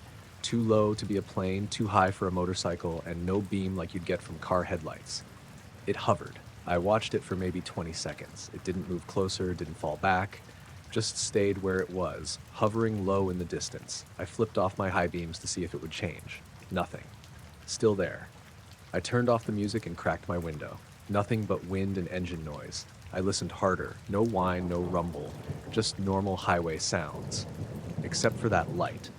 I figured maybe I was overtired. I even blinked hard a few times, rubbed my eyes. The light was still there. Then it blinked out. Not like a fade or a turn or a curve in the road. It just disappeared. Gone in a snap. No trailing motion, no dimming. I kept driving. My fingers were cold from holding the wheel so tight. I didn't even realize it until I flexed them and felt how stiff they were. 5 minutes later, I saw it again. Same distance, same height. Back in the rear view. It looked identical, like it had never left. Like it had just flipped back on. I checked my phone. No service. That stretch of I-15 always loses signal, so it wasn't surprising, but it made the whole thing feel a little worse. A little more alone. I thought about pulling over. I didn't. I figured if it was something weird with my car, I'd know by now. And if it wasn't, I didn't want to be stopped on the side of the highway with that thing behind me. I tried to ignore it. Just kept my eyes on the road and drove. But it stayed. 10, maybe 15 more minutes. It hovered back there the whole time, never getting closer. Every time I looked, it was there. Then my headlights dimmed, just for a second, like the power dipped and came back. Not off, but duller. I checked my battery gauge. Everything looked fine. Then my dash clock blinked. The screen froze for a beat, then jumped ahead 4 minutes. Just skipped. 10:47 to 10:51. That got to me. I hadn't touched anything. I wasn't near my phone. Like the car didn't stutter, didn't lose power. Just the clock. And the light in the mirror? Gone again. I kept driving. Didn't pull over. Didn't stop. I just wanted to get to the I-90 merge. Get back into familiar territory. When I hit the ramp and curved toward Butte, the radio came back on by itself. I hadn't touched it since I killed the music near Basin, but the same playlist resumed, same song, even the same timestamp, like it had paused on its own. I turned it off again. Nothing else happened after that. I drove into town, pulled into my driveway around 11:15. The rest of the drive was empty, no cars behind me, no more lights. I sat in the car for a few minutes before getting out. The neighborhood was dark, quiet, normal. When I went inside, I looked at my phone. The time matched my car clock. I didn't feel tired anymore, just kind of flat, like I'd been holding my breath for too long. I never told Eric. I don't think I told anyone, really. It's not dramatic enough to explain easily. Not the kind of thing you can share without sounding like you want attention. But every time I drive that road now, especially after dark, I pay close attention to the steering. I keep the music low. I check the mirrors more than I used to. And every now and then, even when nothing's there, I get that same weird floaty feeling, like the tires aren't quite touching the ground, like something's watching the drive from behind me. It was just after 10 p.m. on a Thursday when it happened. I remember because I had the closing shift at the shop and didn't get out until around 9:30. I was heading home through the industrial stretch of town, one of those weird zones where warehouses, strip malls, and empty parking lots all kind of blend together. No pedestrians, barely any traffic at that hour. Just street after street of wide intersections and flashing signs. The weather had been weird all day. Muggy for October, and the sky was this heavy, dull gray that didn't go away, even after dark. No rain, but it looked like it wanted to. I was sitting at a red light on Franklin and Ash waiting to make a left. One other car was ahead of me, and nobody coming the other way. I had my window cracked and the radio low. Everything just felt slow. Quiet in a way the city usually isn't. Then all the streetlights in the intersection flickered at the same time. Not just a little blink, like full-on stuttering, like the power was struggling to hold on. The traffic lights did it too. Red, green, yellow, they all blinked, then froze. The whole intersection just froze.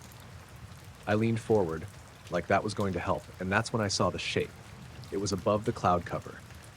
I didn't see edges, not clearly, but something darker than the clouds moved across them. Slow, like a cruise ship drifting. No sound, no flashing lights, just a shape that wasn't supposed to be there. And the only reason I saw it at all was because of the way the streetlights reflected off the clouds. It passed over a patch where the glow was a little brighter, and the way it blotted that out didn't look right. Too smooth, too uniform. The guy in the car ahead of me didn't react. He didn't even look up. I kept staring, craning my neck through the windshield, trying to make sense of what I was seeing. The shape slid along, following the line of the road heading northeast. It wasn't big like in a movie, not covering the whole sky or anything, but it was definitely large, like something industrial, something built. And the weirdest thing? The clouds didn't move around it. They didn't swirl or part or do anything dramatic. They just hung there, while this thing glided behind them, blocking out a section at a time like a paintbrush dragging across wet paper. Then it stopped. Just stopped. Midair. Above the intersection. Not directly over me, but close enough that I couldn't believe how silent it was. The air pressure changed. That's what I noticed next. Not in a dramatic airplane losing altitude way, but subtly. My ears didn't pop, but something shifted. My window was still open a crack, and I could feel it, like the air got thicker or heavier. I don't know how to explain it. Then the flickering started again. The street lights, the traffic lights, even the dashboard screen in my car. All of it pulsed like it was on a rhythm, synced to something I couldn't hear. My phone, which was charging on the console, lit up and started cycling through random apps, camera, messages, the weather. Then the screen went black. I didn't touch it. The car in front of me inched forward like the guy thought the light had changed. Then he stopped again. Still didn't look around, didn't seem to notice any of it. I thought about getting out, I really did, just to see if stepping into it, into whatever was happening, would make it clearer. But I couldn't. My hand was on the door and it just wouldn't move. Not from fear exactly, more like instinct. Like something in me said, don't, the shape moved again. Still no sound. It glided to the east, picking up speed, and faded into the clouds the way it came, just blotting out bits of light until it disappeared. The streetlights all came back to full brightness at the same time. The traffic signals reset. My phone turned itself back on. Everything snapped back to normal in under 10 seconds. The guy in front of me made his turn like nothing happened. I sat there until the light turned red again, then green. When I got home, I checked the sky. The clouds were still there, heavy and unmoving. I stood in the driveway for a while just watching. Nothing else showed up. But I noticed something else later. My car's clock was 6 minutes ahead of my phone. And I know for a fact they were synced when I left work because I always check. I'm weird about time like that. Still don't know what I saw or why no one else reacted. But every time I pass through that intersection now, I catch myself looking up. It was a little after 8 on a Thursday night when I got the text from Josh. just a screenshot with no message at first.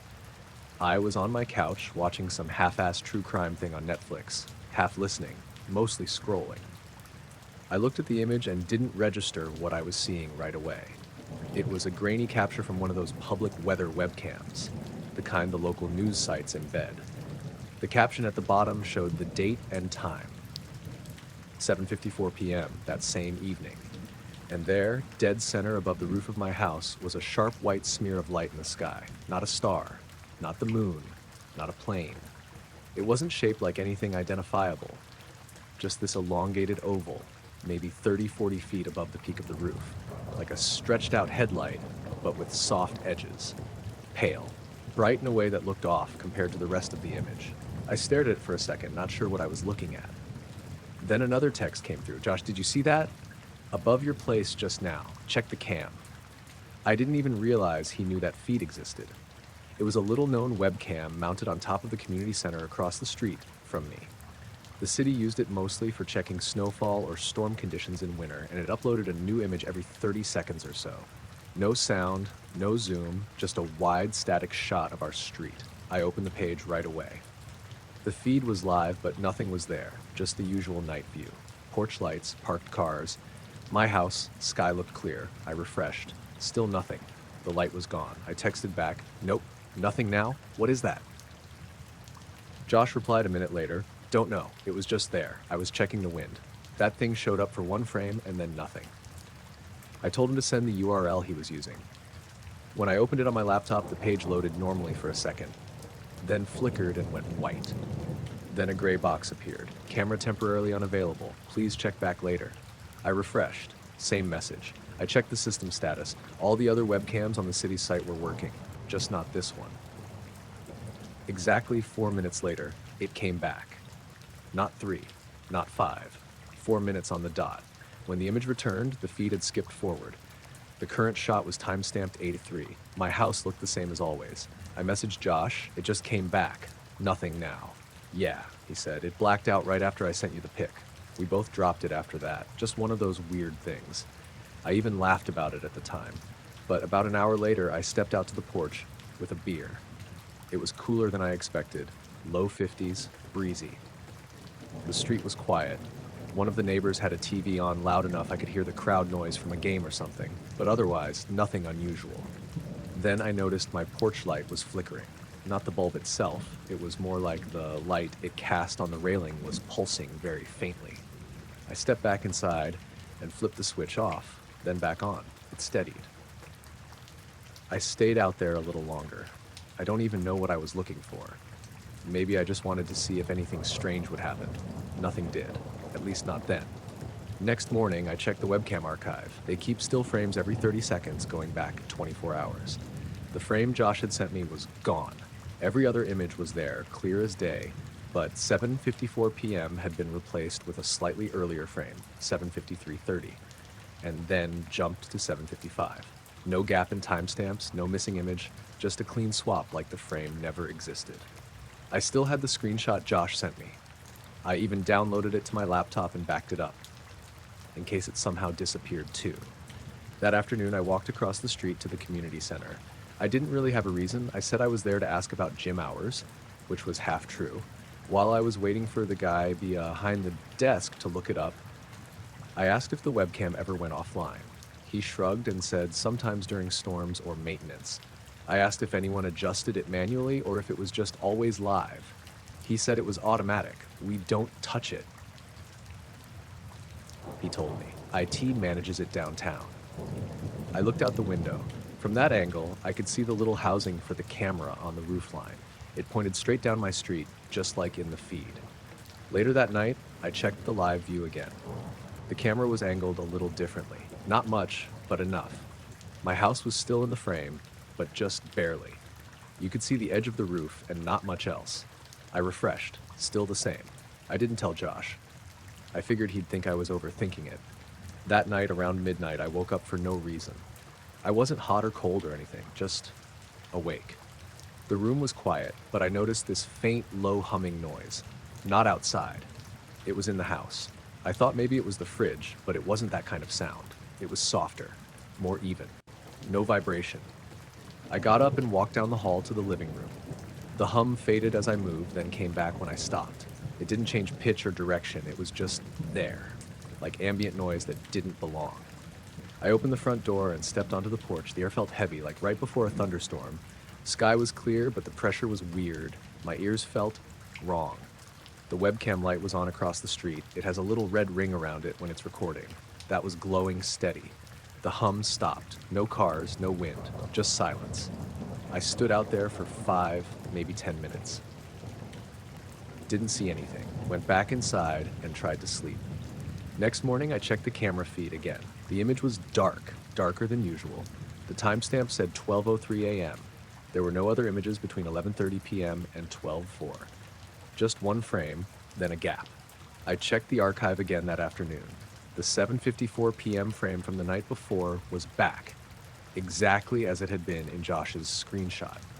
But now, there was something else. In the next frame, 7:55, my porch light was off. I had it on all evening. I remember turning it on when I went outside. I always leave it on when I'm home. I zoomed in as far as the viewer would let me. The light wasn't broken, it wasn't flickering, it just wasn't lit. Everything else in the shot was identical. I haven't caught anything like that on the cam since. I still check sometimes just to see, but nothing shows up. The camera angle's still slightly off.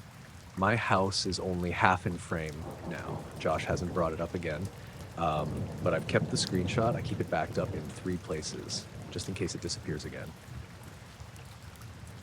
It was around 9:40 at night when I took Max out. He's my dog, half lab, half something else with short legs and a weird hop when he runs. We usually do a last walk around the block before bed. That night was quiet, clear skies, maybe mid-50s. This was early May in northern Georgia, right between the cool spring evenings and the start of muggy summer. We live in a quiet neighborhood just off one of the older roads that runs past the edge of town. Sidewalks, spaced out streetlights, mostly ranch-style homes. Most folks go to bed early, so after 9-8, it gets real still out there. Peaceful, usually. Max was sniffing around like always, tugging toward a patch of ivy near the sidewalk 3 houses down. We were on the side of the street with fewer trees, just a few scattered yards with box hedges and porch lights. We just passed the Thompsons' driveway when Max stopped. Dead stop. His front legs locked and he refused to move forward. I gave the leash a small tug, thinking he caught a smell or maybe saw a squirrel. He didn't budge, didn't growl or bark either, just stood there rigid, staring at a patch of sidewalk like it was occupied. That's when I noticed how cold it was. Not, it's a little chilly kind of cold. It was like walking into a walk-in freezer. But only in that spot. A very specific spot. I held my hand out and took a step back. Warm again. I stepped forward and bam, cold. My arms prickled and not in a breeze kind of way. There was no wind, no sound except Max's leash rattling a little as he stood there, breathing hard. I looked up, nothing in the sky, no clouds, no jet trails. Street lamp light looked the same as always. Porch lights still glowing yellow up and down the block. I looked back at Max. He hadn't moved. He was staring at a spot roughly 5 feet ahead of us. His ears were up, his whole body tense, but no sound came out of him. That was what got to me. He's a vocal dog, always whining or huffing when he's confused. But he wasn't making a sound. I took a step forward to pull him past the spot. He pulled back hard, not panicked, just completely unwilling. His body said no. It wasn't a tantrum. It was defiance and fear, but really quiet fear, the kind where something's wrong and they're trying not to trigger it. I crouched next to him and held my hand out into the cold patch again. Same thing. A definite wall of cold air, not blowing, not moving, just cold. I held my hand there for maybe 10 seconds. I could feel my fingers numbing, and then I noticed I couldn't see my breath. That didn't make sense. It was colder than it had been all night, colder than it should have been for that time of year, but my breath wasn't visible. I pulled my hand back, took a step back, normal air again. I blew out visible breath. Max hadn't looked away.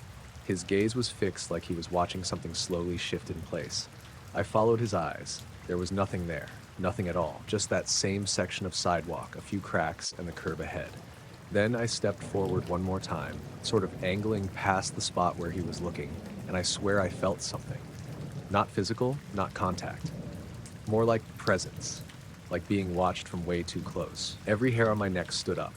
I froze in place halfway between steps, unsure if I should call out or bolt. And then Max made a low whining noise. Still wouldn't move. Still staring. I turned around to back away, and my breath came out visible again. The air behind us was normal. I hadn't noticed the transition the first time, but when I turned back around, I could feel it. The difference. Like I had passed through something I hadn't seen. Max finally moved when I tugged the leash lightly and turned around for good. He didn't look away until we were past the Thompsons' yard, and even then he kept glancing back over his shoulder. We cut the walk short and went home. The rest of the way he was skittish, ears back, tail low, which he never does unless there's thunder. Once inside, he went straight to his crate. Didn't even look for water like he usually does after a walk. I stood by the front window for a bit, watching the street. Nothing out of place. Same empty sidewalk, same quiet. But I didn't go out for our night walk the next day, or the day after that. And to this day, Max won't go near that stretch of sidewalk after dark. He tugs across the street or plants his feet and looks at me like, pick another way. And I do, every time. I was camping solo in the Green Mountains in Vermont last September. Not deep wilderness, just one of the small state-run campsites near Somerset Reservoir. I'd been up that way a couple times with friends before, but this time I went alone. I needed the quiet. The weather had cooled off just enough to keep bugs down. Low 60s during the day, upper 40s at night. No rain in the forecast. The site I picked was one of the walk-in ones, maybe 300 feet off the main loop. Close enough to the parking lot that I wasn't fully isolated, but far enough that I couldn't see or hear other campers. It was my second night there. I'd spent most of the day hiking up to the fire tower near Stratton Mountain and got back to camp a little after 7. Sun was already down behind the trees. So I lit the fire, made dinner, and sat there for a while just zoning out. I didn't have cell service and had left my phone off most of the time to conserve battery. Around 10:15, I let the fire burn down and got ready to crash. No tent, just a hammock and a tarp setup. I'd been reading with a headlamp for a bit and turned it off to give my eyes a break before sleep. That's when I saw the glow. It started behind the trees to the east, down the slope where the hill drops off toward the reservoir. It wasn't bright at first, just a soft pale light like moonlight through fog. But the moon wasn't up yet, and there was no fog. At first I thought it might be someone hiking in late with a lantern or something, but it was too steady. It didn't sway. It didn't flicker. It just slowly got brighter. I sat up in the hammock and watched. The glow was maybe 30 or 40 yards off, still mostly hidden by the tree trunks, but I could see it cast long shadows across the forest floor. Sharp ones, the kind you only get from a single strong light source. It wasn't white like a flashlight. It had this strange pale yellow tone, almost like sunlight through a storm cloud, but muted. And it didn't light up the way you'd expect. It didn't bounce around or catch the leaves in a natural way. It felt directional, like it was aimed. I listened hard, but there was no sound, no footsteps, no voices, no crunching brush. Just the usual background noise, bugs, the occasional crack of a branch somewhere deeper in the woods. I got out of the hammock quietly and stood barefoot on the tarp. I didn't move closer. I just stood there watching the shadows shift slightly as the glow brightened and then held steady. And then, just like that, it shut off. Not faded, not moved. It turned off instantly like a light switch. I waited. Nothing. My eyes struggled to adjust to the sudden dark again. The shadows disappeared, and it was back to blackness under the trees. Bugs kept chirping. I clicked my headlamp on low and scanned the woods in that direction. Nothing but trees and ferns and the slope down to the water. No path, no movement. I walked a few feet past my hammock and stood at the edge of the rise. Still no sound. I stayed like that for maybe 10 minutes. Nothing happened. Eventually I sat back down in the hammock and left the light on for a while. Didn't read. Just sat. It took a long time to fall asleep. Next morning I walked down the slope where the glow had been. There was no trail, but the underbrush was thin. I didn't find anything. No campsites, no fire rings, no trash, no signs anyone had come through. But maybe 20 feet down, there was this spot where the leaf litter looked disturbed. Not like trampled, more like pushed aside, almost in a perfect circle, maybe 6 feet across. The soil was bare in the middle, a little dry, a little off color, like it had been exposed longer than the rest of the forest floor. I stood there for a while, just looking at it. There wasn't a smell, there weren't any markings, but it didn't feel right, and I didn't linger long. I packed up and left that afternoon instead of staying the third night like I'd planned. I don't know what it was. It wasn't fire. It wasn't a person. I've camped a lot. I know what headlamps and lanterns and phones look like from a distance. This wasn't any of those. It felt like something was there and then it just wasn't. Like I'd caught a glimpse of something I wasn't supposed to see. It started with a stupid notification. I hadn't touched my phone. It was plugged in on the nightstand, same as always. But at 3:14 a.m., it buzzed like I had a text. I cracked one eye open, groggy, and saw that the screen was lit up with that little camera icon in the top left. The one it shows when the camera's being used. That was weird. I didn't open the camera. No apps were running. I unlocked it, checked my notifications, nothing except a single video saved under the Photos app. Timestamped 3:12 a.m., I didn't even remember hitting record. I played the video. It was just darkness at first.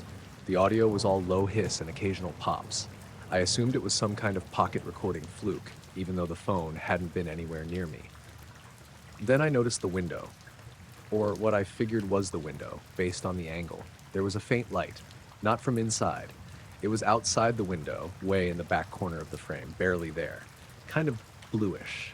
It pulsed, not in a strobe way, just this slow, steady, faint, stronger, faint again. No pattern I could recognize, but definitely not random. And then, at the very end, maybe the last second, the light jumped. I don't mean moved across the screen, I mean it was suddenly closer, like it had skipped the space in between. Then the video cut out. I sat up in bed, suddenly wide awake. I looked over at the window, just blinds and blackness behind it, no light. I didn't move for maybe 10 minutes, just stared at the window and listened. Nothing. I got up, grabbed the flashlight from the junk drawer, and went outside. It was cold. Still night, probably about 3:30 by then. I live in a small place outside of Fayetteville, Arkansas. Rural enough that my nearest neighbor's a quarter-mile away. I rent a little ranch-style house with a big backyard that backs up to woods. I walk the perimeter of the yard, sweeping the flashlight over the trees, the grass, the fence. No animals, no people, nothing out of place. But when I got back to the front porch, I stopped. There were prints on the dewy grass. Not shoe prints, just flattened patches, maybe 5 of them, spaced out in a loose arc near the side of the house where the bedroom window is. They were shallow, but I could tell something had been there. I didn't sleep the rest of the night. The next day, I tried to shrug it off. I told myself I must have triggered the camera by accident. Maybe the phone glitched and recorded nothing special. Maybe the light was just some kind of reflection or an LED from a car or something. But I couldn't stop thinking about how it moved. Or didn't move, just appeared closer. That night, I set the phone on my dresser facing the window, camera app open but not recording. Just in case. I left the blinds cracked about an inch. At 2:58 a.m., the screen lit up again. I hadn't fallen asleep yet. I'd been lying in bed, phone face down, trying not to overthink things. The moment I saw that screen glow through the dark, I sat up. This time, the camera was on again, recording. It had started on its own. I hadn't set anything to trigger it. I walked over and picked up the phone. Same as before, almost total blackness on the preview screen. But I could see that faint blue pulse again, even before watching the saved clip. I turned and looked at the window. Nothing. Played the video. Same hissing audio, same darkness, same faint light outside the window, pulsing slow. But this time, at the 6-second mark, there was a sound. It didn't come from the video. It came from outside.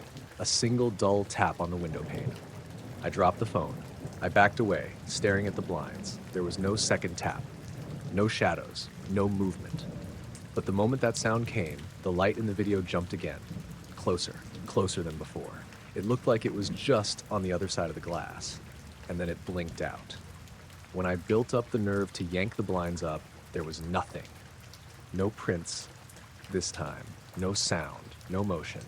I didn't go back to sleep. I stayed on the couch, lights on, until sunrise. The next day at work, I told a guy I trust, Reed, from maintenance. He's not the type to make fun. He just said, "Sounds like you caught some kind of infrared glitch," which didn't help much because I hadn't been using night vision or anything. It was just my regular phone camera. That night, I turned the camera off entirely. I powered down the phone, unplugged it, stuffed it in a drawer across the room. Didn't matter. At exactly 3:13 a.m., I woke up. Not to noise, not to a buzz. I just woke up, fully alert, and the window was glowing. Not bright, not like headlights. Just that same soft, bluish pulse, like moonlight if the moon were too close and too cold. It leaked through the blinds, moving in a rhythm. Faint, brighter, faint. I didn't move. Just watched it from bed, trying not to breathe too loud. It kept pulsing. And then, for no reason I can explain, I got the overwhelming feeling that if I opened the blinds, something would be there. Not standing outside, not looking in, just there, too close. I got up and walked out of the room, sat in the kitchen with all the lights on until morning. When I finally checked the phone, it was powered on. Still sitting in the drawer, still at 100%. There was no new video. But the camera roll had a single black image saved at 3:12 a.m. No metadata, no thumbnail, just a pitch black square that wouldn't delete until I restarted the phone. I tried to brush it all off after that, told myself to stop letting my brain run wild, didn't talk about it, didn't record anything else. I thought maybe it was over. But sometimes, when I wake up in the middle of the night now, the phone screen is lit up. No videos, no photos, just the screen, glowing in the dark like it's watching something. Like it was in the middle of doing something and stopped the second I moved. And every now and then, when I look toward the window, I think I can see the faintest flicker of that cold bluish light behind the blinds. Not every night, just enough that I keep the bedroom door closed now. It was a re-dye from Seattle to Minneapolis. I booked it last minute to get home for my brother's engagement thing. Just one of those dumb family get-togethers where everyone pretends they haven't seen each other's social media updates already. The flight left a little after 11 p.m., and I had the window seat back in row 22. The plane wasn't full. The guy in the middle seat next to me, late 30s maybe, cargo jacket, earbuds in, didn't say a word the whole time. Just nodded when I slid past him to the window. I think his name was Dan or Dave or something. I saw it on the boarding pass when he held it up to the flight attendant. Anyway, we took off on time. The lights in the cabin dimmed, and most people started dozing as soon as we leveled out. I had my tray down, laptop open, pretending to work. I couldn't focus, so I shut it and leaned against the window with my sweatshirt pulled up to block the draft. It was clear outside, that high-altitude kind of clear where the stars looked pinned to the sky. Not much to see below, just a scattering of lights from whatever towns we were flying over and patches of dark that could have been fields or forest. The wing was lit faintly by the plane's running lights, and I remember thinking how quiet everything felt, even with the drone of the engines. Maybe an hour in, I noticed the light. It was outside the window, past the wing. A steady white light, maybe the size of a golf ball from my perspective. No blinking, just there, matching our speed exactly. At first I figured it was a star or a reflection. Planes can do weird things with glass and angles. But I shifted in my seat, leaned back, leaned forward. Didn't matter. The light didn't move. It wasn't a reflection. It wasn't something inside the cabin. It was out there. And it was keeping pace with us. Same altitude, same direction, just hovering beyond the wingtip. I stared at it for a while. Minutes. It didn't change brightness or color. It didn't drift. It didn't flicker. And the longer I watched it, the more I realized how wrong it was. We were going hundreds of miles an hour at 35,000 feet. Nothing just hangs like that. I glanced at the guy next to me. Still had his earbuds in, eyes closed, arms folded. I turned back to the window. The light was still there. Something about the way it stayed exactly the same distance, same position, started to really mess with me. It wasn't acting like any aircraft I've ever seen. No blinking lights, no engine noise, no shape. Just this cold white glow, perfectly smooth. I reached down slowly and nudged the guy's arm. He opened one eye halfway and looked at me. I motioned toward the window. "I think there's something out there," I said, keeping my voice low. He pulled out one earbud and leaned slightly to look. The second he shifted forward, before he could even really see anything, the light darted. It didn't fade or veer off or descend. It moved so fast it left a streak in my vision, like it had been slingshot out of place. It shot upward at a steep angle and was gone. Just gone. The sky was empty. "Never mind," I said quietly. The guy gave me a weird look and leaned back without a word. I turned back to the window and sat there staring out into the black for a long time. Nothing else showed up. Eventually, I leaned back and tried to sleep, but I couldn't. My ears were ringing, which sometimes happens when I'm anxious. That kind of too quiet silence where the air feels thick. I checked my watch more times than I should have. We landed in Minneapolis a little before 5 a.m.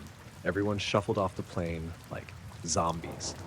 I didn't say anything to the guy next to me. I didn't tell anyone about it. What would I even say?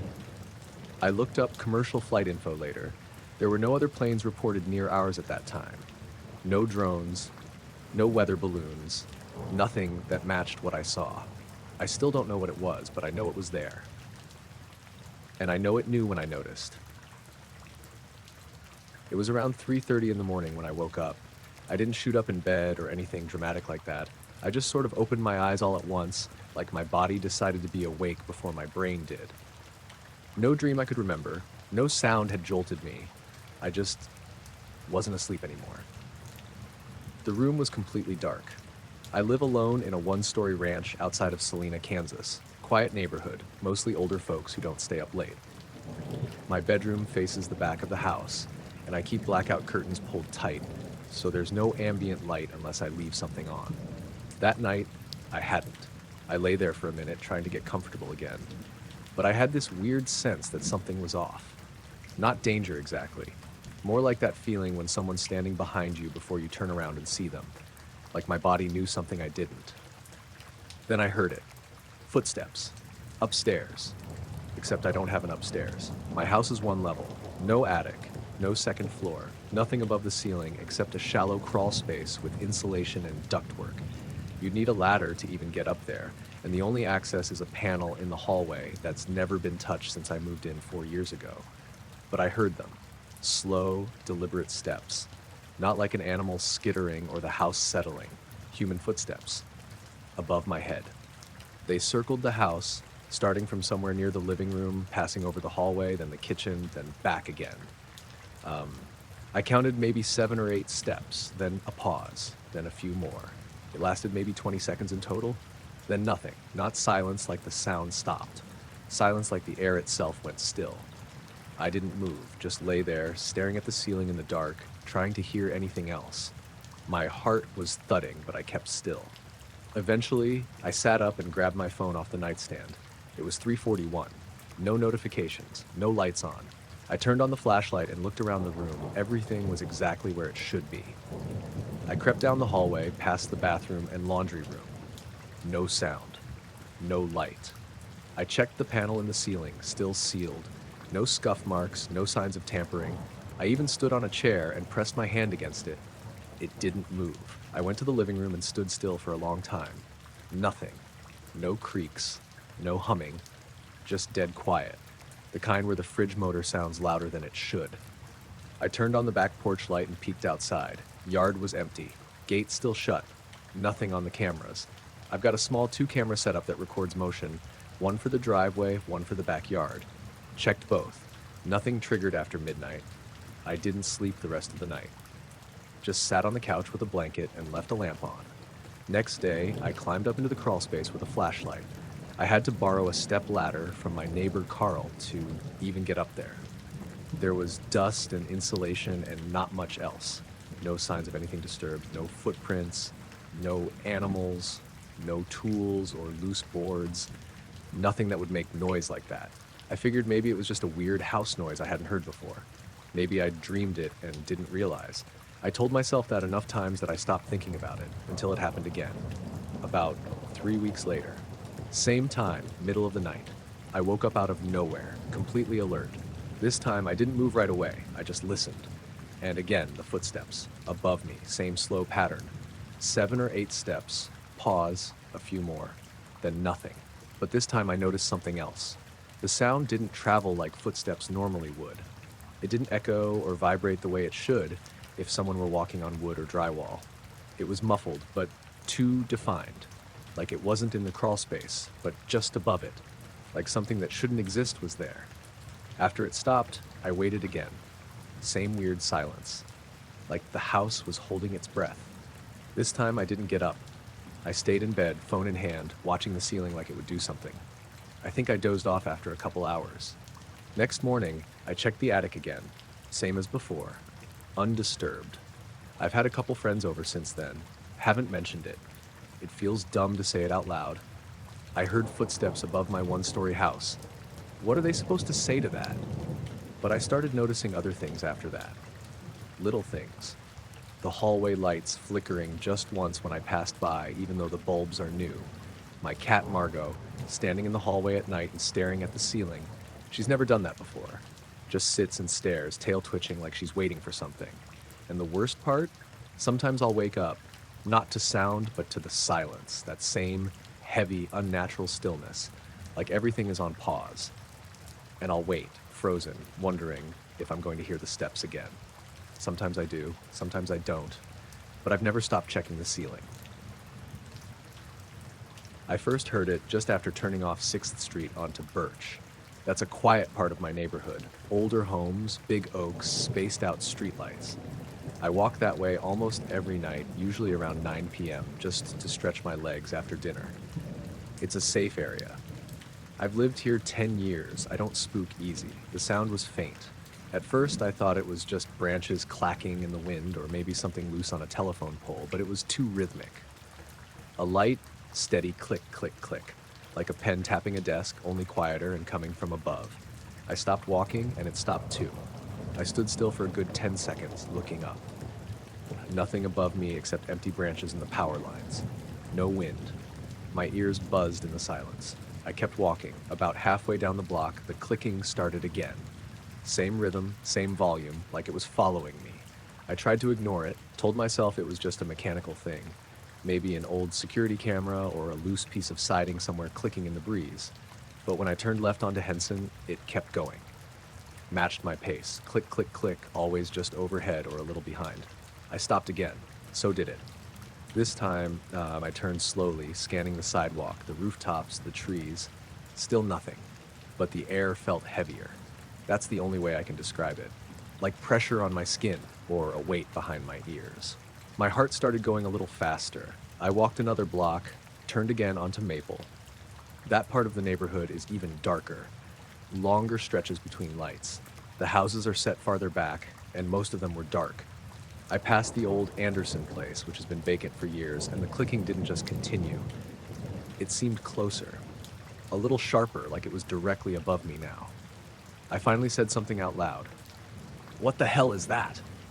The second I spoke, it stopped. Not faded, just stopped, dead quiet. I felt exposed. I wasn't under a light anymore, and that stretch of sidewalk suddenly felt too long. The nearest streetlight was still 30 feet ahead. My eyes kept darting to the rooftops, half expecting something to be crouched there.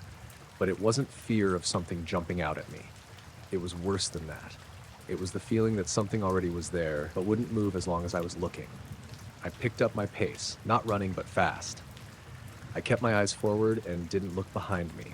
That part was almost instinct, like turning around would be bad. As soon as I stepped into the light from the next street lamp, everything changed. The air felt normal again. The weight behind my ears was gone, and the clicking stopped completely, but I could feel the dark behind me. That sounds dramatic, I know, but I don't have another way to put it. The parts of the street not touched by the light felt thicker, like the night had substance. Like if I turned back, I'd see something that didn't want to be seen.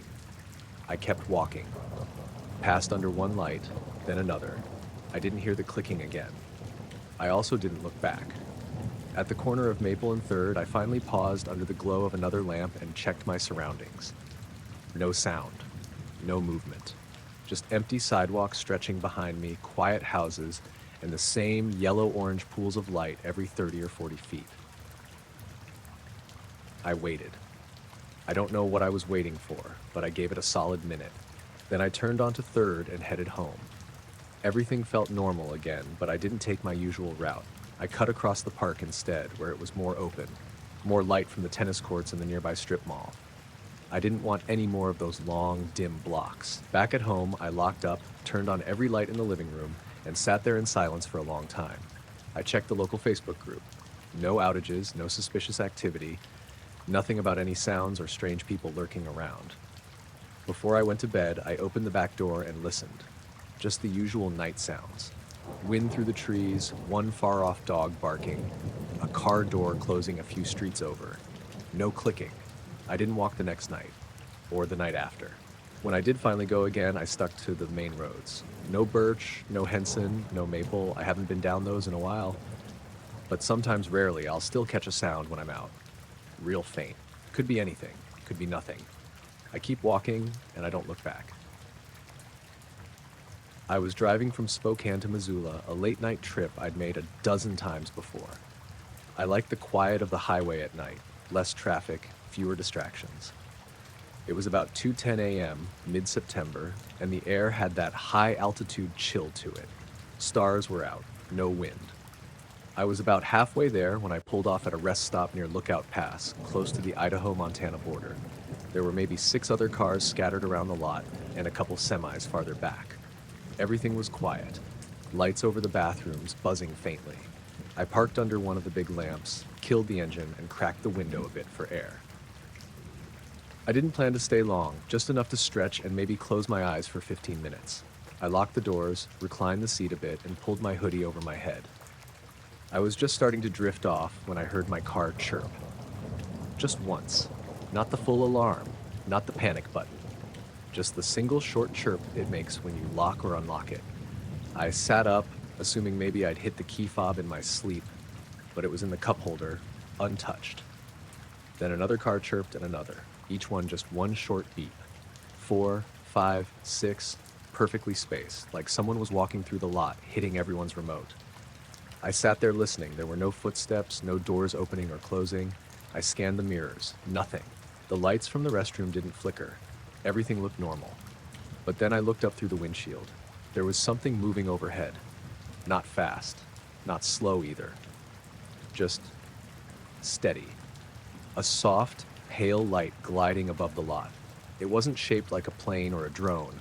More like a stretched oval, like someone had flattened a jelly bean into a pancake. It had no distinct features, just a faint, silvery glow, almost like the moonlight was being concentrated through it. But it wasn't bright, it didn't cast shadows, it didn't flicker or pulse. It was just there, about 20 feet above the lot, moving in a straight line, and it made no sound. Not even a hum. Nothing. I couldn't tell how big it was. The glow made it hard to get a sense of depth or scale, but it passed over my car in maybe 4 seconds. I felt it, though, not physically, but I was aware of it, like how you can feel someone looking at you from across a room. There was a weird pressure in the air, too. Not heavy, exactly. More like the inside of a sealed car with the windows up, like the air wasn't moving quite right. It glided past, over the other cars, and out past the trees on the far side of the lot. No sudden bursts of speed, no vanishing, just out of view. The car alarms didn't chirp again. I sat there for a long minute. I didn't want to get out of the car. I didn't want to move, honestly. I just kept looking up at the spot where it had been, half expecting it to come back. Eventually, I turned the key and started the engine. The headlights came on and nothing looked out of place. No one else in the lot moved. No doors opened. Nothing. Just 6 parked cars and 2 semis, like it was any other night. I pulled out slowly and got back on the highway. Checked the clock. It was 2:17 a.m. I hadn't looked away more than a minute or two, but the trip timer had jumped ahead almost 10 minutes since I'd last checked it before pulling into the stop. That could have been a glitch. I didn't think much of it at the time. But the weirdest part came later. The next day, just out of curiosity, I went to clean the windshield and noticed this faint smudge right in the center, up by the rearview mirror. Not dirt, not bird crap, just this weird, slightly greasy streak. Shaped like a ring, almost like a fingerprint but stretched into an oval. I wiped it off, but it didn't come off right away. Needed glass cleaner and some pressure. I checked my dash cam footage too, but that night, the file had nothing but static for a full 15 minutes. It worked before and after that window. It's never done that before or since. I don't know what that thing was or why every car chirped like that. I've tried to write it off, maybe a coincidence, some kind of power surge, or weird atmospheric event. But the way the lights moved and the way the silence felt, it just didn't line up with anything I know. I still drive that route sometimes, but I don't stop at that rest area anymore. Not unless it's full daylight. Even then, I don't linger. I woke up because I was already halfway sitting up. That sounds weird, but that's the best way I can explain it. My body moved before my brain caught up. I was upright in bed, heart racing, staring at the space beside my dresser like someone had just stepped out of view. The room was dark. No movement, no sound. I stayed still, listening. The house was quiet in that deep way it gets around 3 or 4 in the morning, when even the fridge seems to hold its breath. I could hear my own pulse in my ears. I remember thinking I must have had a nightmare, except I couldn't remember dreaming anything at all. I reached over and checked my phone. 3:17 a.m. That's when I noticed the curtains. I sleep with blackout curtains pulled closed because the streetlight outside my place is bright enough to feel like daytime. The curtains hang maybe a foot from the side of my bed. As I shifted, my knuckles brushed the fabric. It was warm. Not sun-warmed, obviously. More like when you hold your hand near a running laptop fan or stand near something that was hot a few minutes ago but isn't anymore. It wasn't burning or anything, just not room temperature. I pressed my palm flat against it and left it there. Definitely warmer than the wall, warmer than the air. I pulled my hand back and just sat there, staring at the dark shape of the window. My first thought was that maybe the heater kicked on and blew air up there somehow, but the heater vent is on the opposite side of the room, near the floor, and the heat in my place is uneven at best. It never warms the curtains. I slid out of bed and stood barefoot on the carpet. The floor was cold, the air was cold, only the curtain felt wrong. I pulled it back an inch. The window itself felt normal.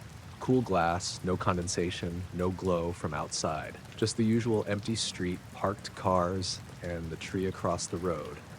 The streetlight hummed quietly, like it always did. I stood there for a while, waiting for something else to happen. Nothing did. Eventually, I convinced myself it was some stupid heat thing I didn't understand, closed the curtain, and went back to bed. I didn't really sleep after that.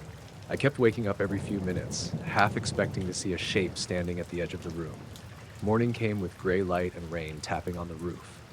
I almost forgot about the whole thing until I got dressed and brushed against the curtain again. It was room temperature.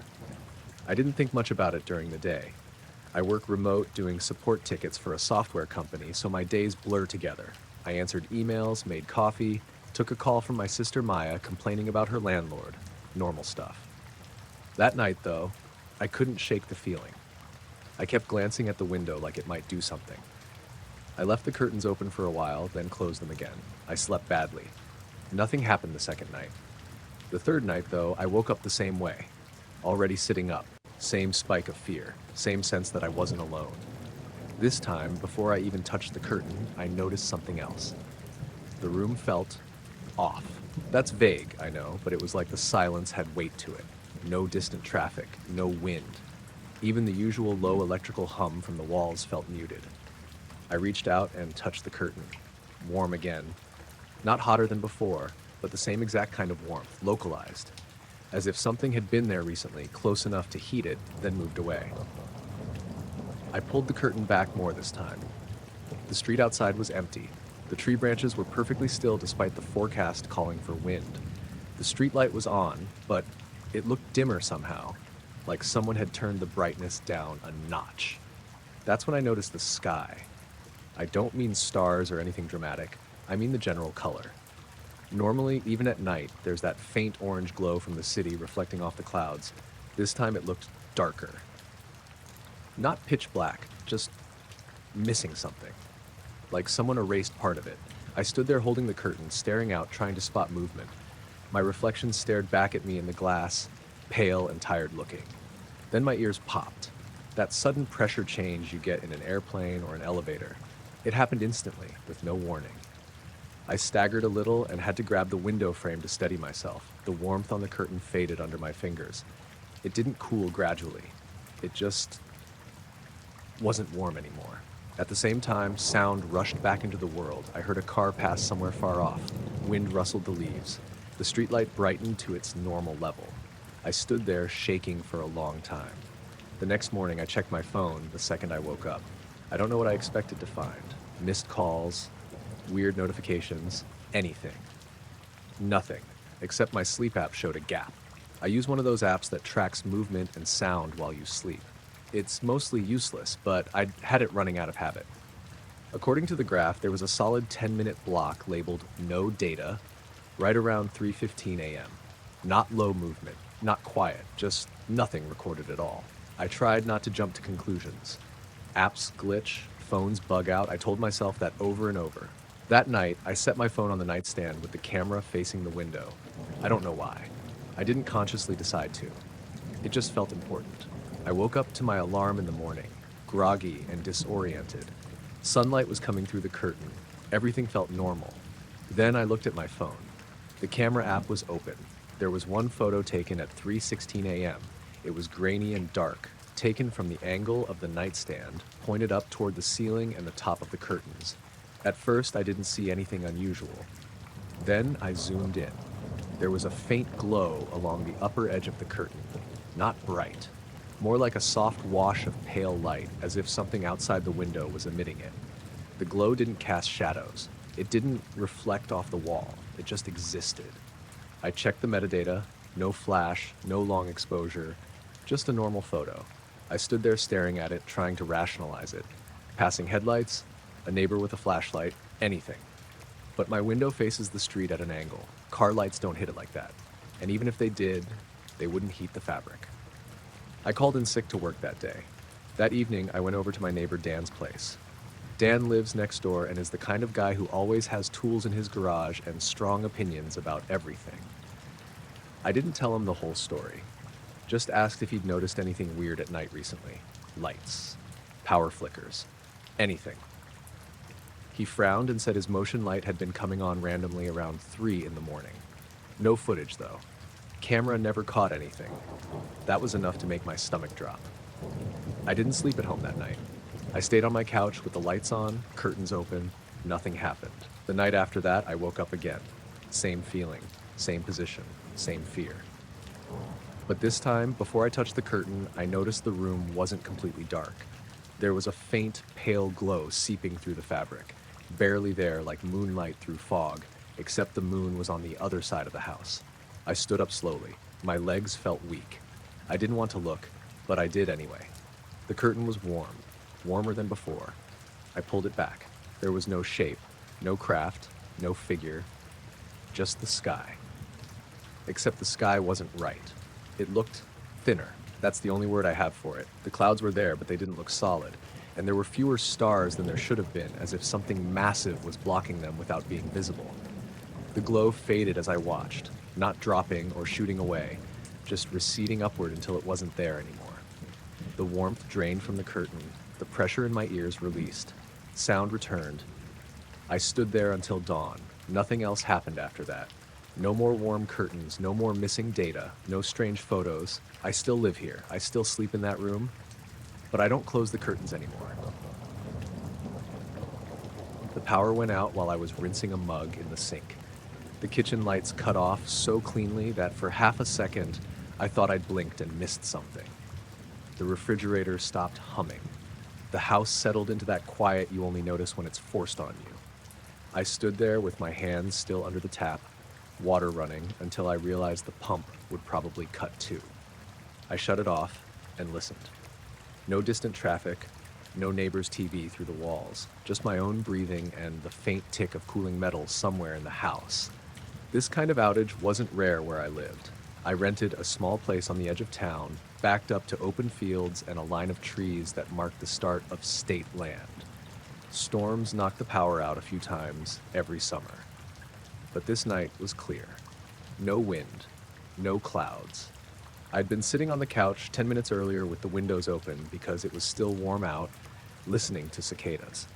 I walked to the living room window and looked outside out of habit. The streetlights were off, all of them, down the entire road. Usually at least one house would still have a generator running, but everything was dark. My car sat in the driveway as a low shape, barely visible. That was when I noticed the sky.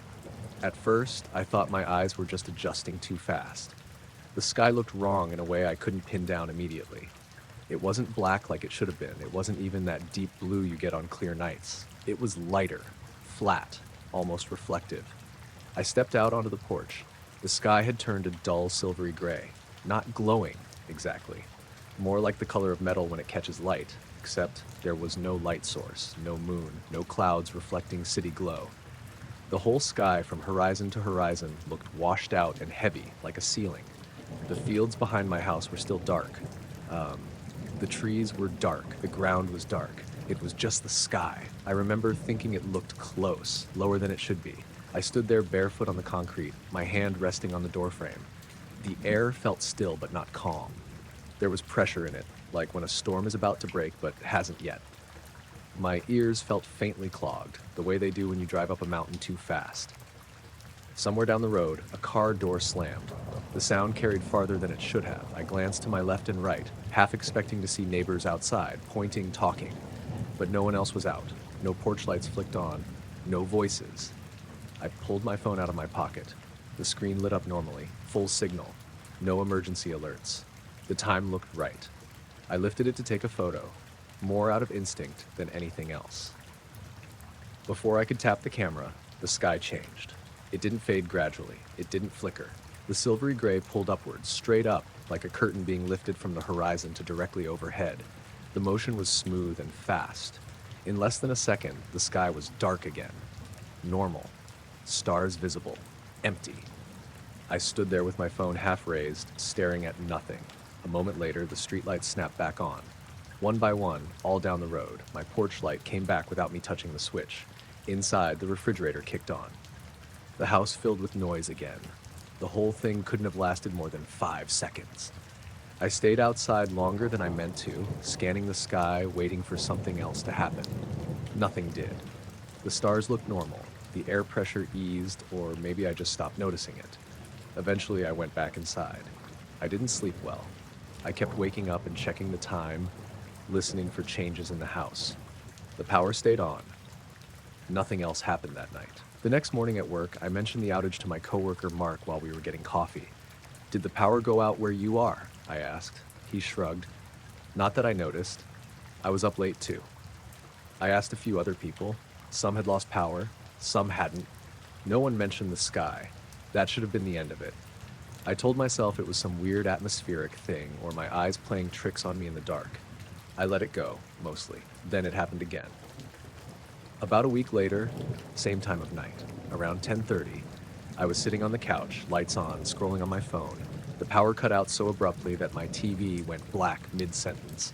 This time I felt it before I saw anything. That same pressure in the air, like the room had sealed itself. I stood up immediately and went to the window. Outside, the streetlights were already off. The sky had already changed.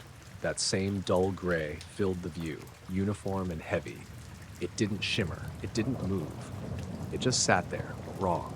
I didn't go outside this time. I stood in the doorway, barefoot on the rug, gripping the frame harder than I realized. I checked my phone. No signal now. The screen showed 0 bars. The time still ticked forward. I tried the camera anyway. The screen showed the gray sky, but flatter than it looked to my eyes, like it couldn't quite capture it. I noticed then that it was quiet in a different way. Not just no electricity. The insects were gone. No crickets, no distant dogs, nothing. I became very aware of how alone my house was. The sky lifted again, exactly the same way. Upward, smooth, fast. Darkness returned. Stars snapped back into place like someone had flipped a switch. The power came back a few seconds later. This time, I checked my phone immediately. The signal returned. No missed alerts, no messages. The photo I thought I'd taken wasn't there. I slept on the couch with the lights on. After that, I started paying closer attention. The outages weren't on any schedule I could find, but they were always at night, always clear weather, always quiet. On the third time I was outside already, sitting on the porch with a beer. I felt the pressure shift and looked up just as the sky changed. I watched it without moving, forcing myself not to blink, trying to notice details. There were no clouds, no texture. The gray wasn't light coming from somewhere. It was like the absence of darkness. I realized something else then. The horizon line stayed where it was. The trees didn't silhouette against the gray. It was like the sky and the ground weren't interacting the way they normally did. My phone lost signal again. The screen dimmed slightly on its own. The sky lifted. The lights came back. I noticed my hands were shaking. I started checking local outage reports. Sometimes there was nothing listed at all. Sometimes there'd be a vague entry, brief interruption, 'cause unknown. I drove around one night after it happened just to see if it was localized. The town looked normal. Lights on, people out, no gray sky. When I drove back toward my place, everything stayed normal. The next time it happened, I was in the shower. The water cut off mid-rinse. The bathroom went silent except for the ringing in my ears. I stepped out dripping and went to the window in a towel. The sky was already gray. That time, it lingered longer. Long enough for me to notice something else. The stars didn't disappear. They were still there, but dimmer, like they were being seen through a layer of frosted glass. I thought I saw movement up there. Not a shape, just a subtle shift, like something passing behind the gray. I didn't look away. The sky lifted. Everything came back. I checked the clock afterward. The power had been out for 7 minutes. I couldn't remember standing at the window for that long. The last time it happened was the one that finally pushed me to write this down. I was asleep. I woke up because the house felt wrong. That pressure again, heavier than before. My ears rang softly. I sat up in bed and realized the power was off. I went to the window and pulled the curtain aside. The sky was gray. But this time, it wasn't uniform. There was a subtle gradient, darker in one area, like a shadow behind it. I felt watched in a way that didn't come from a direction I could point to. I stepped back from the window. The floor felt faintly warm under my feet. The sky lifted. The lights came back. I stood there in my bedroom, heart pounding, trying to convince myself I'd imagined the shadow. The next morning, my neighbor across the road asked me if my power had gone out again. I said, "Did you see the sky?" He frowned. "What sky?" I didn't push it. The power hasn't gone out again since. Weeks have passed. Everything looks normal, but now some nights when it's clear and quiet, I'll catch myself staring up at the stars, waiting for them to dim, waiting for the gray to come back down. And sometimes, for just a second, the sky looks thinner than it should be. I was already tense because the fog came in fast and thick, the kind that turns a familiar road into something narrow and unfamiliar. I was driving home from a late shift at the marina office, just paperwork and locking up. Nothing dramatic. It was a little after midnight. The weather app had said patchy fog, which felt like a lie. Visibility dropped to maybe 30 feet, and my headlights just made the fog glow white instead of helping. The road followed the edge of the marsh for a few miles before cutting inland. I'd driven it hundreds of times. I knew where the bends were without thinking about them. That night, though, everything felt slightly off, like the road was longer than usual. No wind, no rain, just this heavy, damp stillness. I rolled the window down a crack because the air inside the car felt stale, like it wasn't moving. That's when I saw it. At first, it looked like a darker patch in the fog right above the center of the road ahead. My brain tried to sort it into something normal. A low cloud, trick of the headlights, exhaust from a truck that had passed earlier. But as I got closer, it didn't move or swirl like fog usually does. It stayed in one place. It was shaped wrong, not sharp or defined, just solid in a way fog isn't, like a shadow that didn't belong to anything. It hovered maybe 10 or 15 feet above the pavement, centered over the lane, wide enough that it blocked the glow of my headlights behind it. I couldn't see through it. The fog around it was still bright, but that spot stayed dark. I slowed down without really deciding to. My foot just eased off the gas. The engine sounded too loud in the quiet, like it didn't belong there either. I remember thinking I should stop completely, but I didn't want to be sitting still in that fog. Something about that felt worse. As I got closer, I tried to focus on details, but there weren't any. No edges, no surface, just a dark mass hanging there, perfectly still. It didn't sway or drift. It didn't react to the car at all. No sound came from it, no sense of movement. It felt less like an object and more like a gap where something should have been. I glanced down at the dashboard for maybe half a second, checking my speed. When I looked back up, it was still there, but now it felt closer, even though I knew that didn't make sense. The distance between us hadn't changed much. The road markings rolled under my tires like normal. Everything was still working the way it should have. Then, as I reached the spot where it had been hovering, the fog thinned all at once. Not gradually, just gone, like someone had lifted a curtain. The road ahead was suddenly clear, the marsh visible again on either side, the reflective posts lining the shoulder glowing in my headlights. And the thing was gone. I passed under where it should have been, heart pounding, hands tight on the steering wheel.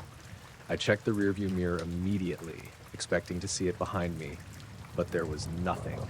Just an empty stretch of road disappearing into thin fog farther back. I pulled over a few hundred yards later, more out of instinct than choice. I put the car in park and sat there listening. No hum, no wind, no insects.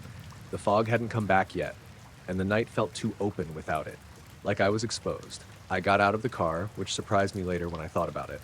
I'm not the kind of person who gets out of the car in the middle of nowhere at night, but something about needing to see for myself pushed me. The air was cold and smelled like salt and mud. My breath looked normal. The road surface was dry. No marks, no disturbance, nothing above me but a blank, starless sky. I stood there for maybe a minute, maybe longer. Time felt slippery. I kept expecting the fog to roll back in, or the darkness to gather again in that same spot, but it didn't. Everything stayed stubbornly normal. I got back in the car and drove the rest of the way home without stopping again. The fog returned a mile later, just as thick as before, like it had been waiting. I didn't see anything else on the drive, but I kept glancing at the clock. At one point, I realized I didn't remember the last turn I'd taken. I knew I must have taken it because I was on the right road, but the memory just wasn't there. Not blank exactly, just missing. When I got home, the porch light was on like I'd left it. I locked the door behind me and stood in the kitchen for a while, listening to the fridge hum and the house settle. Everything sounded normal, but it all felt slightly muted, like I was hearing it through a wall. I didn't sleep much that night.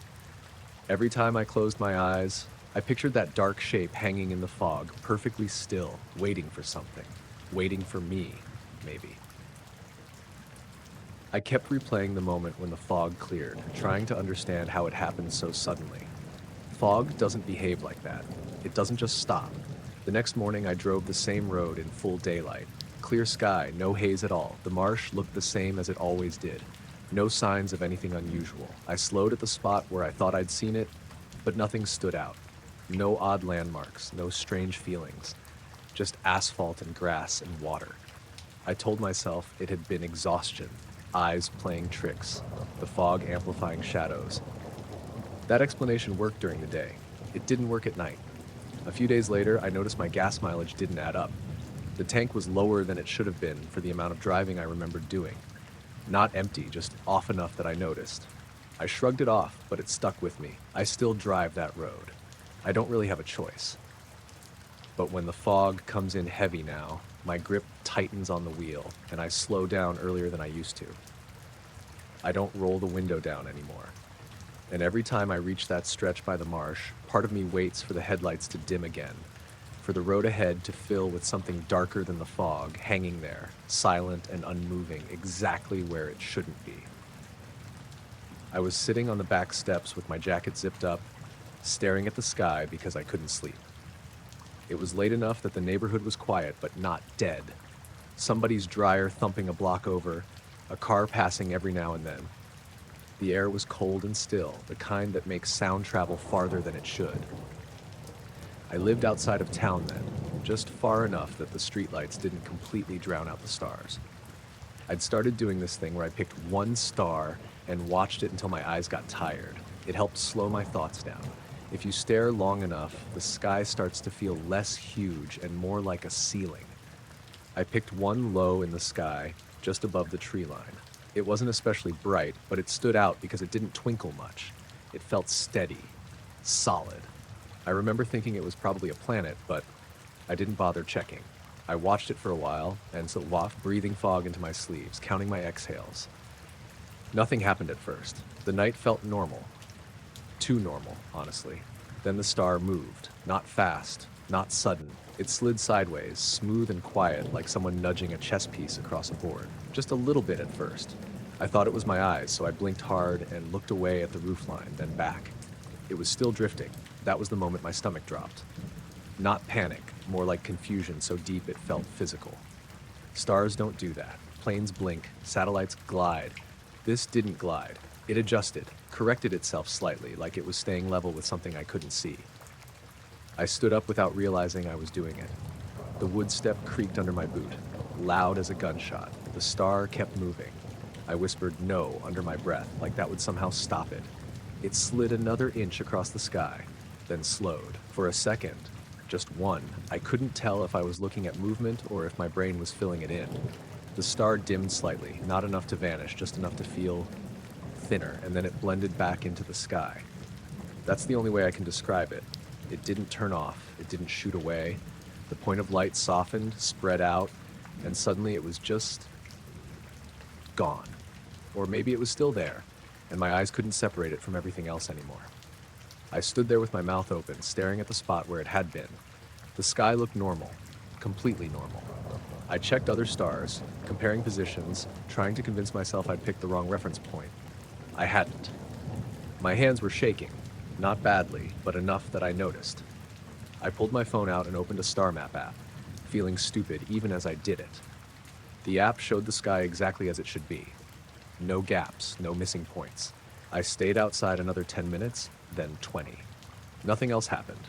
The cold started to creep through my jacket, and my rational brain slowly clawed its way back in.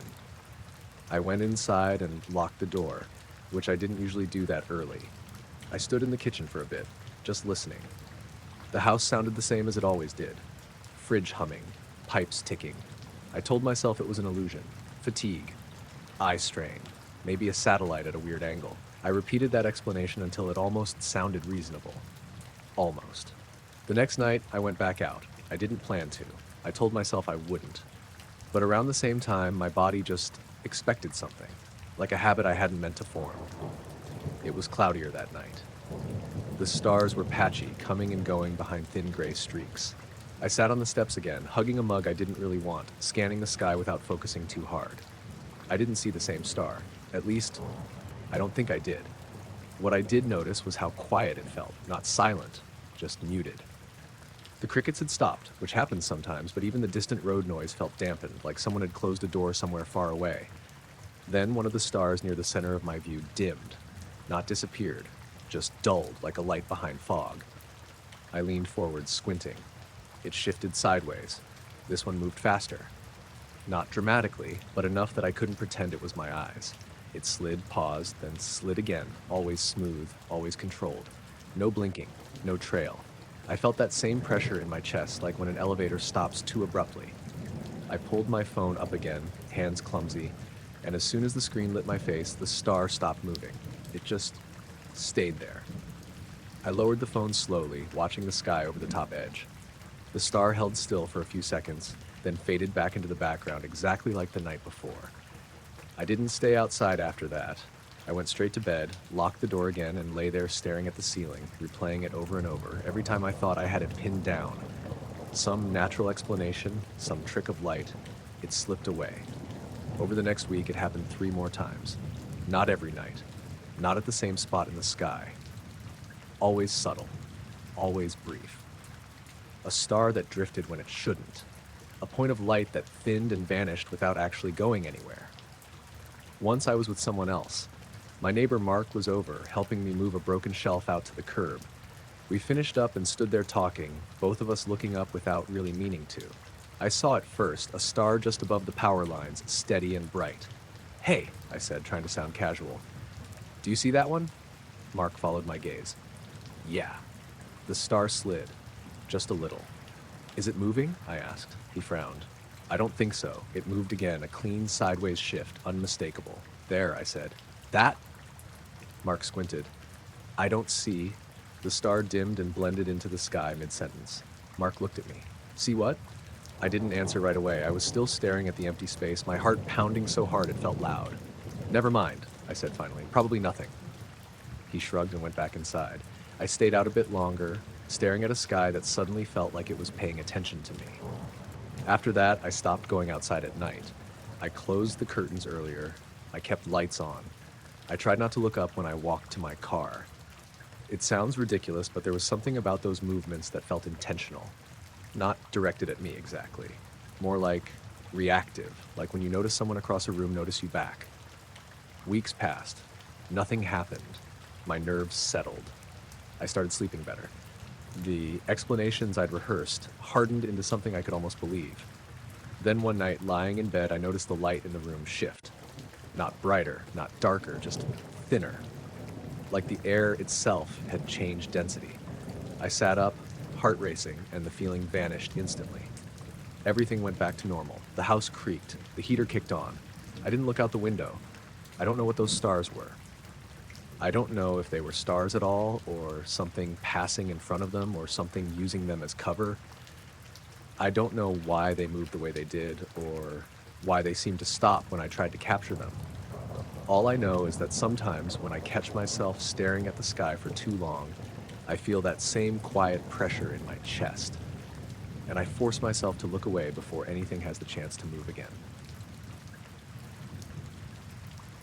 I woke up because my wrist felt tight. Not painful, just noticeable, like the band had shifted while I was sleeping. I rolled onto my back and stared at the ceiling for a second, trying to remember what woke me.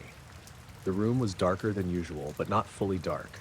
There was a faint gray-blue glow leaking around the edges of the curtains. I reached over and checked my phone. 2:18 a.m. That didn't line up with the light outside. Normally, my street was pitch black at that hour. No streetlights on my block, just porch lights here and there. This glow felt more like early morning, but it was the wrong color. Too flat, too even. I noticed my smartwatch screen was on. That alone wasn't weird. Sometimes it lit up if I moved, but I hadn't moved much. I lifted my wrist closer to my face. It was on the activity screen. My heart rate graph was still visible, scrolling slowly. I tapped it, squinting. The brightness seemed higher than normal, like the watch thought it was daytime. The graph showed steady activity from about 140 to just after 210. Steps. Heart rate elevated. Calories burned. I frowned. "That's not right," I muttered. I hadn't been out of bed. I lived alone. The watch was snug enough that it wouldn't register random motion. And even if it did, steps didn't just log themselves. I scrolled back through the timeline. At 1:42 a.m., it logged me as standing. At 1:47, walking. At 1:53, light exercise. I felt a cold prickle run up my arms. I sat up and looked around the room. Everything was where it should be.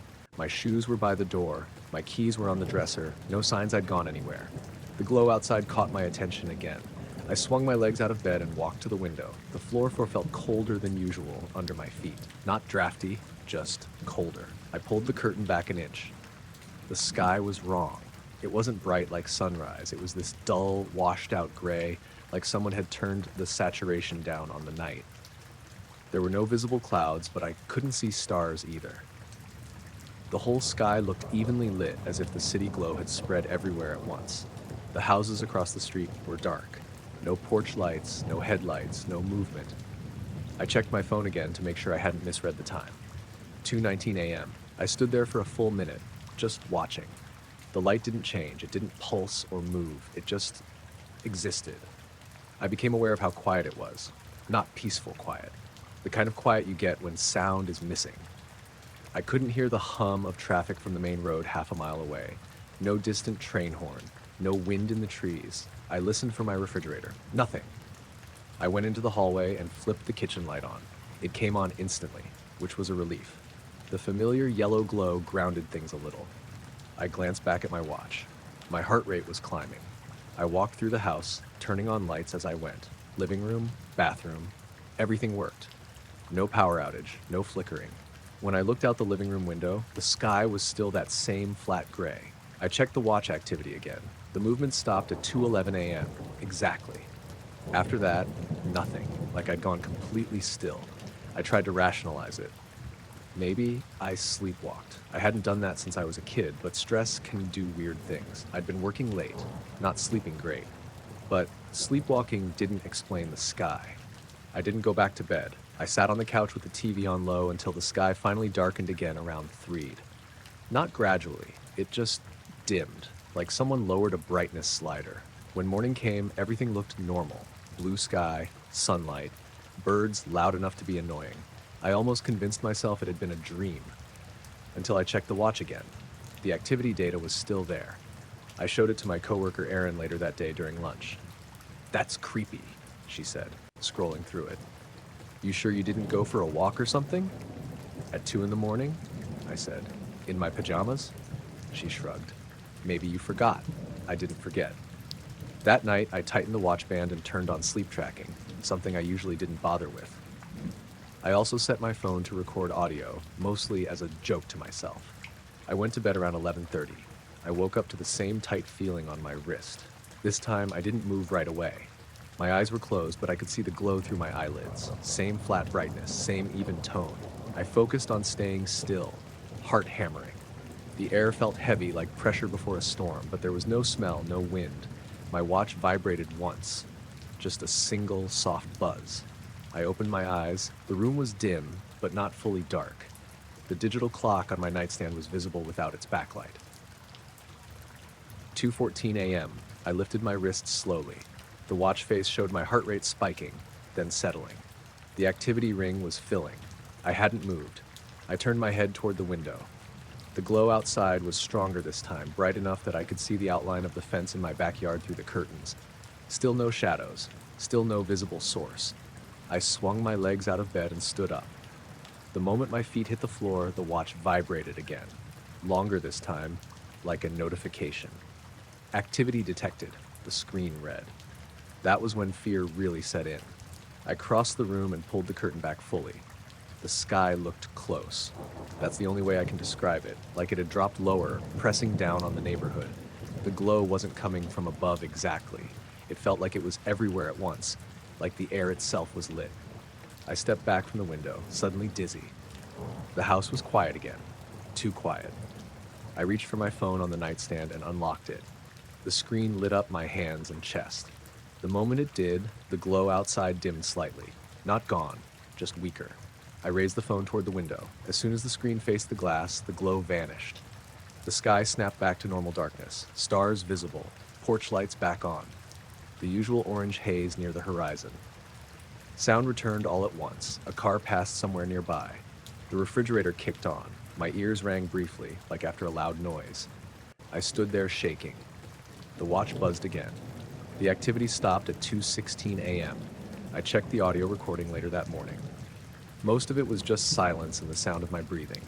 But from 1:58 to 2:16, there was a low, steady hum in the background. Not loud enough to notice in the moment, but unmistakable on playback. It wasn't electrical buzz or white noise. It had a rhythm to it, like something rotating slowly. I took the watch off after that. I stopped wearing it to bed. I even tried sleeping without my phone in the room.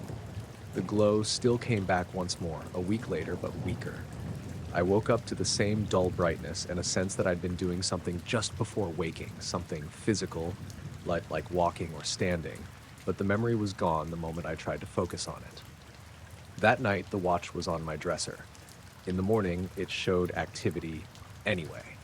I don't wear it anymore. Sometimes when I wake up in the middle of the night, the room feels just a little too visible, like my eyes don't need as much light as they should. When that happens, I stay very still and don't look at the window. By morning, everything is normal again. At least, it looks that way. My dog stopped before I did. 1 second, Milo was trotting along like always, nose down, tail loose, the leash slack in my hand. The next, he planted his feet and leaned back like he'd hit an invisible wall. I almost walked into him. It was just after 9 p.m., early fall, one of those nights where it wasn't cold yet, but the air felt thinner than usual. I'd taken the long loop through the older part of the neighborhood, the one with big trees and no streetlights for half a block at a time. "Come on," I said, giving the leash a gentle tug. He didn't move. He wasn't growling or barking, just staring ahead with his ears slightly back. That alone wasn't weird. Milo froze like that sometimes if he smelled a cat or heard something I couldn't. What caught my attention was my shadow. It stretched out in front of me, long and sharp, angled toward the houses instead of back toward the streetlight behind us. For a split second, my brain tried to correct it, like I was misjudging where the light was coming from. I turned around. The streetlight was still on, humming faintly, casting the same dull yellow cone it always did. Nothing behind me that should have changed anything. But my shadow didn't line up with it. It was pulling forward too long, like there was another light source somewhere ahead of us. Except the road in front was darker, not brighter. I took a step forward. The shadow stretched farther, exaggerated, almost cartoonish. Milo whimpered quietly. That's when I noticed the light. It wasn't bright. That's the thing. It was more like a pale glow, high above the trees, barely strong enough to register unless you were already looking for it. The color reminded me of moonlight through fog, except the sky was clear and the moon was nowhere near that part of the sky. The glow didn't move fast, it just hung there. I felt stupid standing in the middle of the sidewalk, staring upward, but I couldn't stop. There was a pressure in my ears like the moment before they pop on a plane, and my chest felt tight in a way that didn't quite hurt. The light dimmed slightly, and my shadow snapped back to normal. It didn't slide or fade. It just corrected itself instantly, like a rubber band released. Same length, same angle as it should have been all along. Milo immediately started pulling forward, tail tucked, nails clicking on the concrete. He wanted to go home, and for once I didn't argue. I didn't look back up again. I walked fast the rest of the way, keys already between my fingers by the time our house came into view.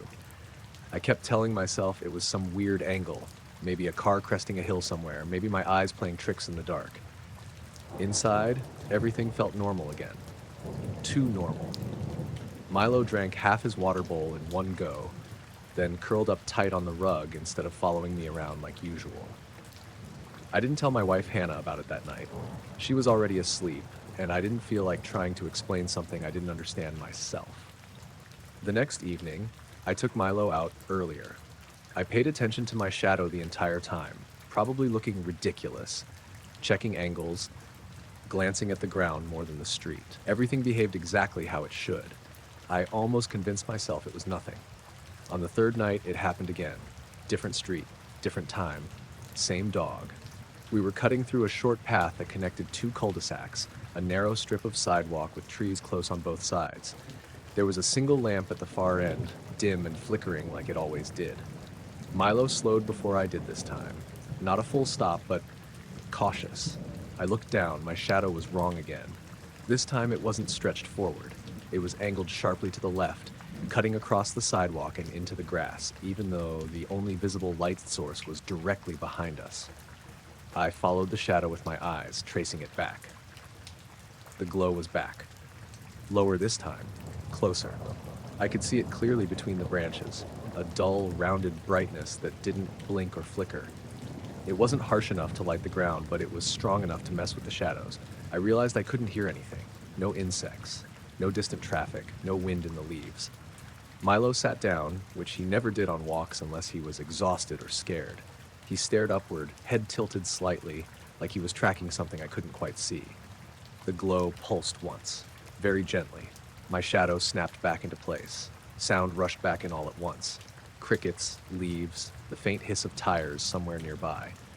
Milo stood up immediately and started pulling again. I got home shaking. This time I told Hannah. She listened quietly, arms crossed, face unriddable. When I finished, she didn't laugh or brush it off, which somehow made it worse. Maybe stop walking that route at night, she said. At least for a while. I agreed too quickly. For the next week, I stuck to well-lit streets, earlier walks, shorter loops. Nothing happened. Milo went back to normal. I slept better. Then one night, Hannah was late getting home from work. I took Milo out around 10, figuring one quick loop wouldn't hurt. Halfway down our own street, the shadow shifted. I hadn't even looked up yet. I just knew. This time, the shadow shortened instead of stretching, collapsing inward like the light source was directly above us. It pooled beneath my feet in a way that made no sense at all. I slowly raised my head. The glow was almost directly overhead now, barely visible against the sky, like a patch of brightness where the darkness had thinned. It wasn't circular. The edges were uneven, soft, like light seen through rippling water. I felt that pressure again, stronger this time. My heart was racing, but my body felt heavy, like moving through serum. Milo lay down flat on the sidewalk. The glow dimmed. For a split second, my shadow went the wrong way entirely, stretching upward, climbing the side of the house next to us, warped and tall and not shaped like me at all. Then the light faded. Everything snapped back into place. A car turned onto the street. Porch lights glowed. Milo scrambled to his feet, whining softly. I didn't finish the walk. The next morning, I checked my phone without knowing why. The health app showed my heart rate spiking around 10:07 p.m., then dropping sharply. There was a 2-minute gap in the data where nothing recorded at all. I didn't remember losing time. Not exactly, just a fuzzy stretch between noticing the glow and hearing the car. After that, I started noticing other things. My outdoor security camera showed subtle exposure changes around the same time of night. Not enough to trigger alerts, but enough that I could see the image brighten and dim slightly if I scrubbed through the footage. Milo refused to go out after dark anymore. He'd plant himself by the door and shake until I brought him back inside. I stopped walking at night entirely. Weeks passed, nothing else happened. The anxiety dulled, but it didn't go away. One evening, just before sunset, I was standing in the backyard when I caught my shadow stretching the wrong way again. Just for a moment. So brief I almost missed it. I looked up. Nothing there. But the air felt tight, like it was waiting for something. It's been months now. I still check my shadow without thinking whenever I'm outside. I still feel that pressure sometimes, especially at night, especially when the sky is clear and quiet. Nothing bad has happened, no missing people, no strange marks, no answers, just the sense that whatever caused it noticed me, noticing.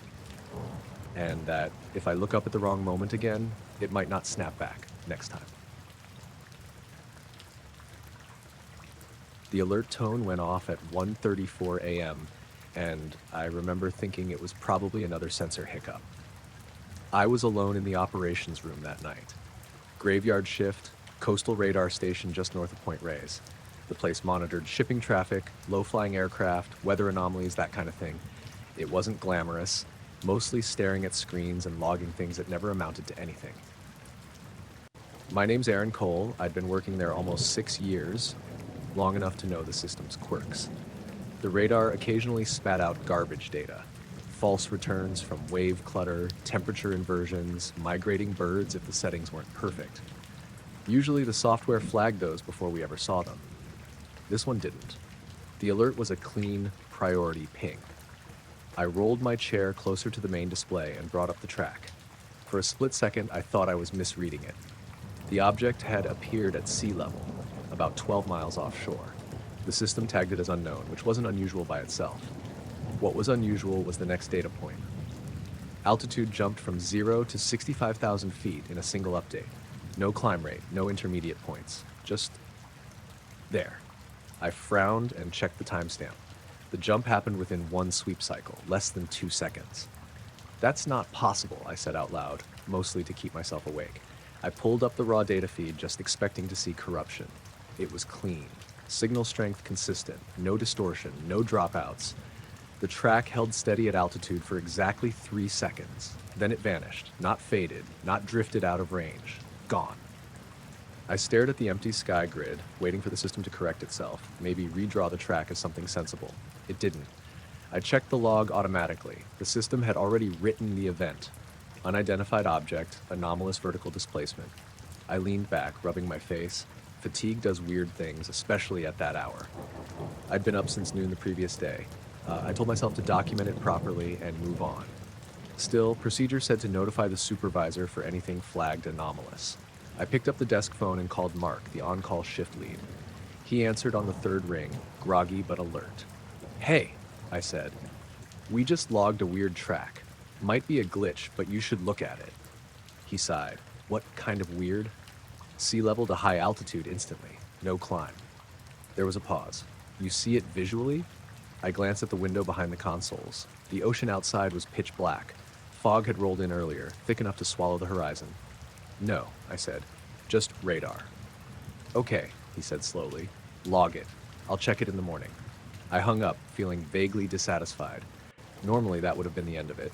Then the replay buffer refreshed. The track appeared again. Same position offshore, same initial altitude.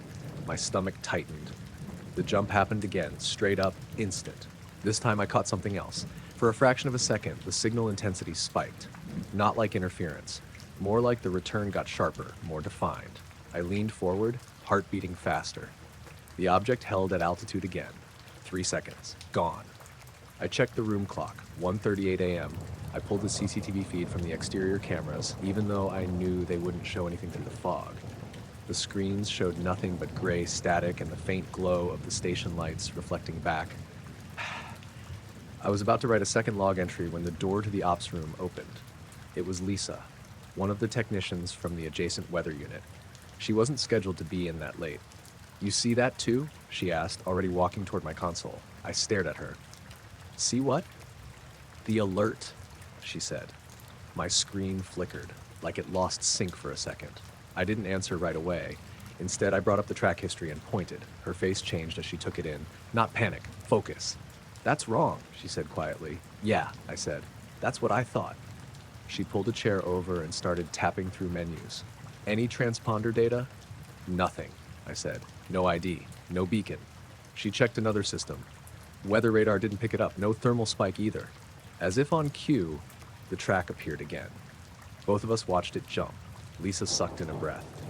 "That's not sensor noise." "No," I said. "It's not." The room felt smaller suddenly.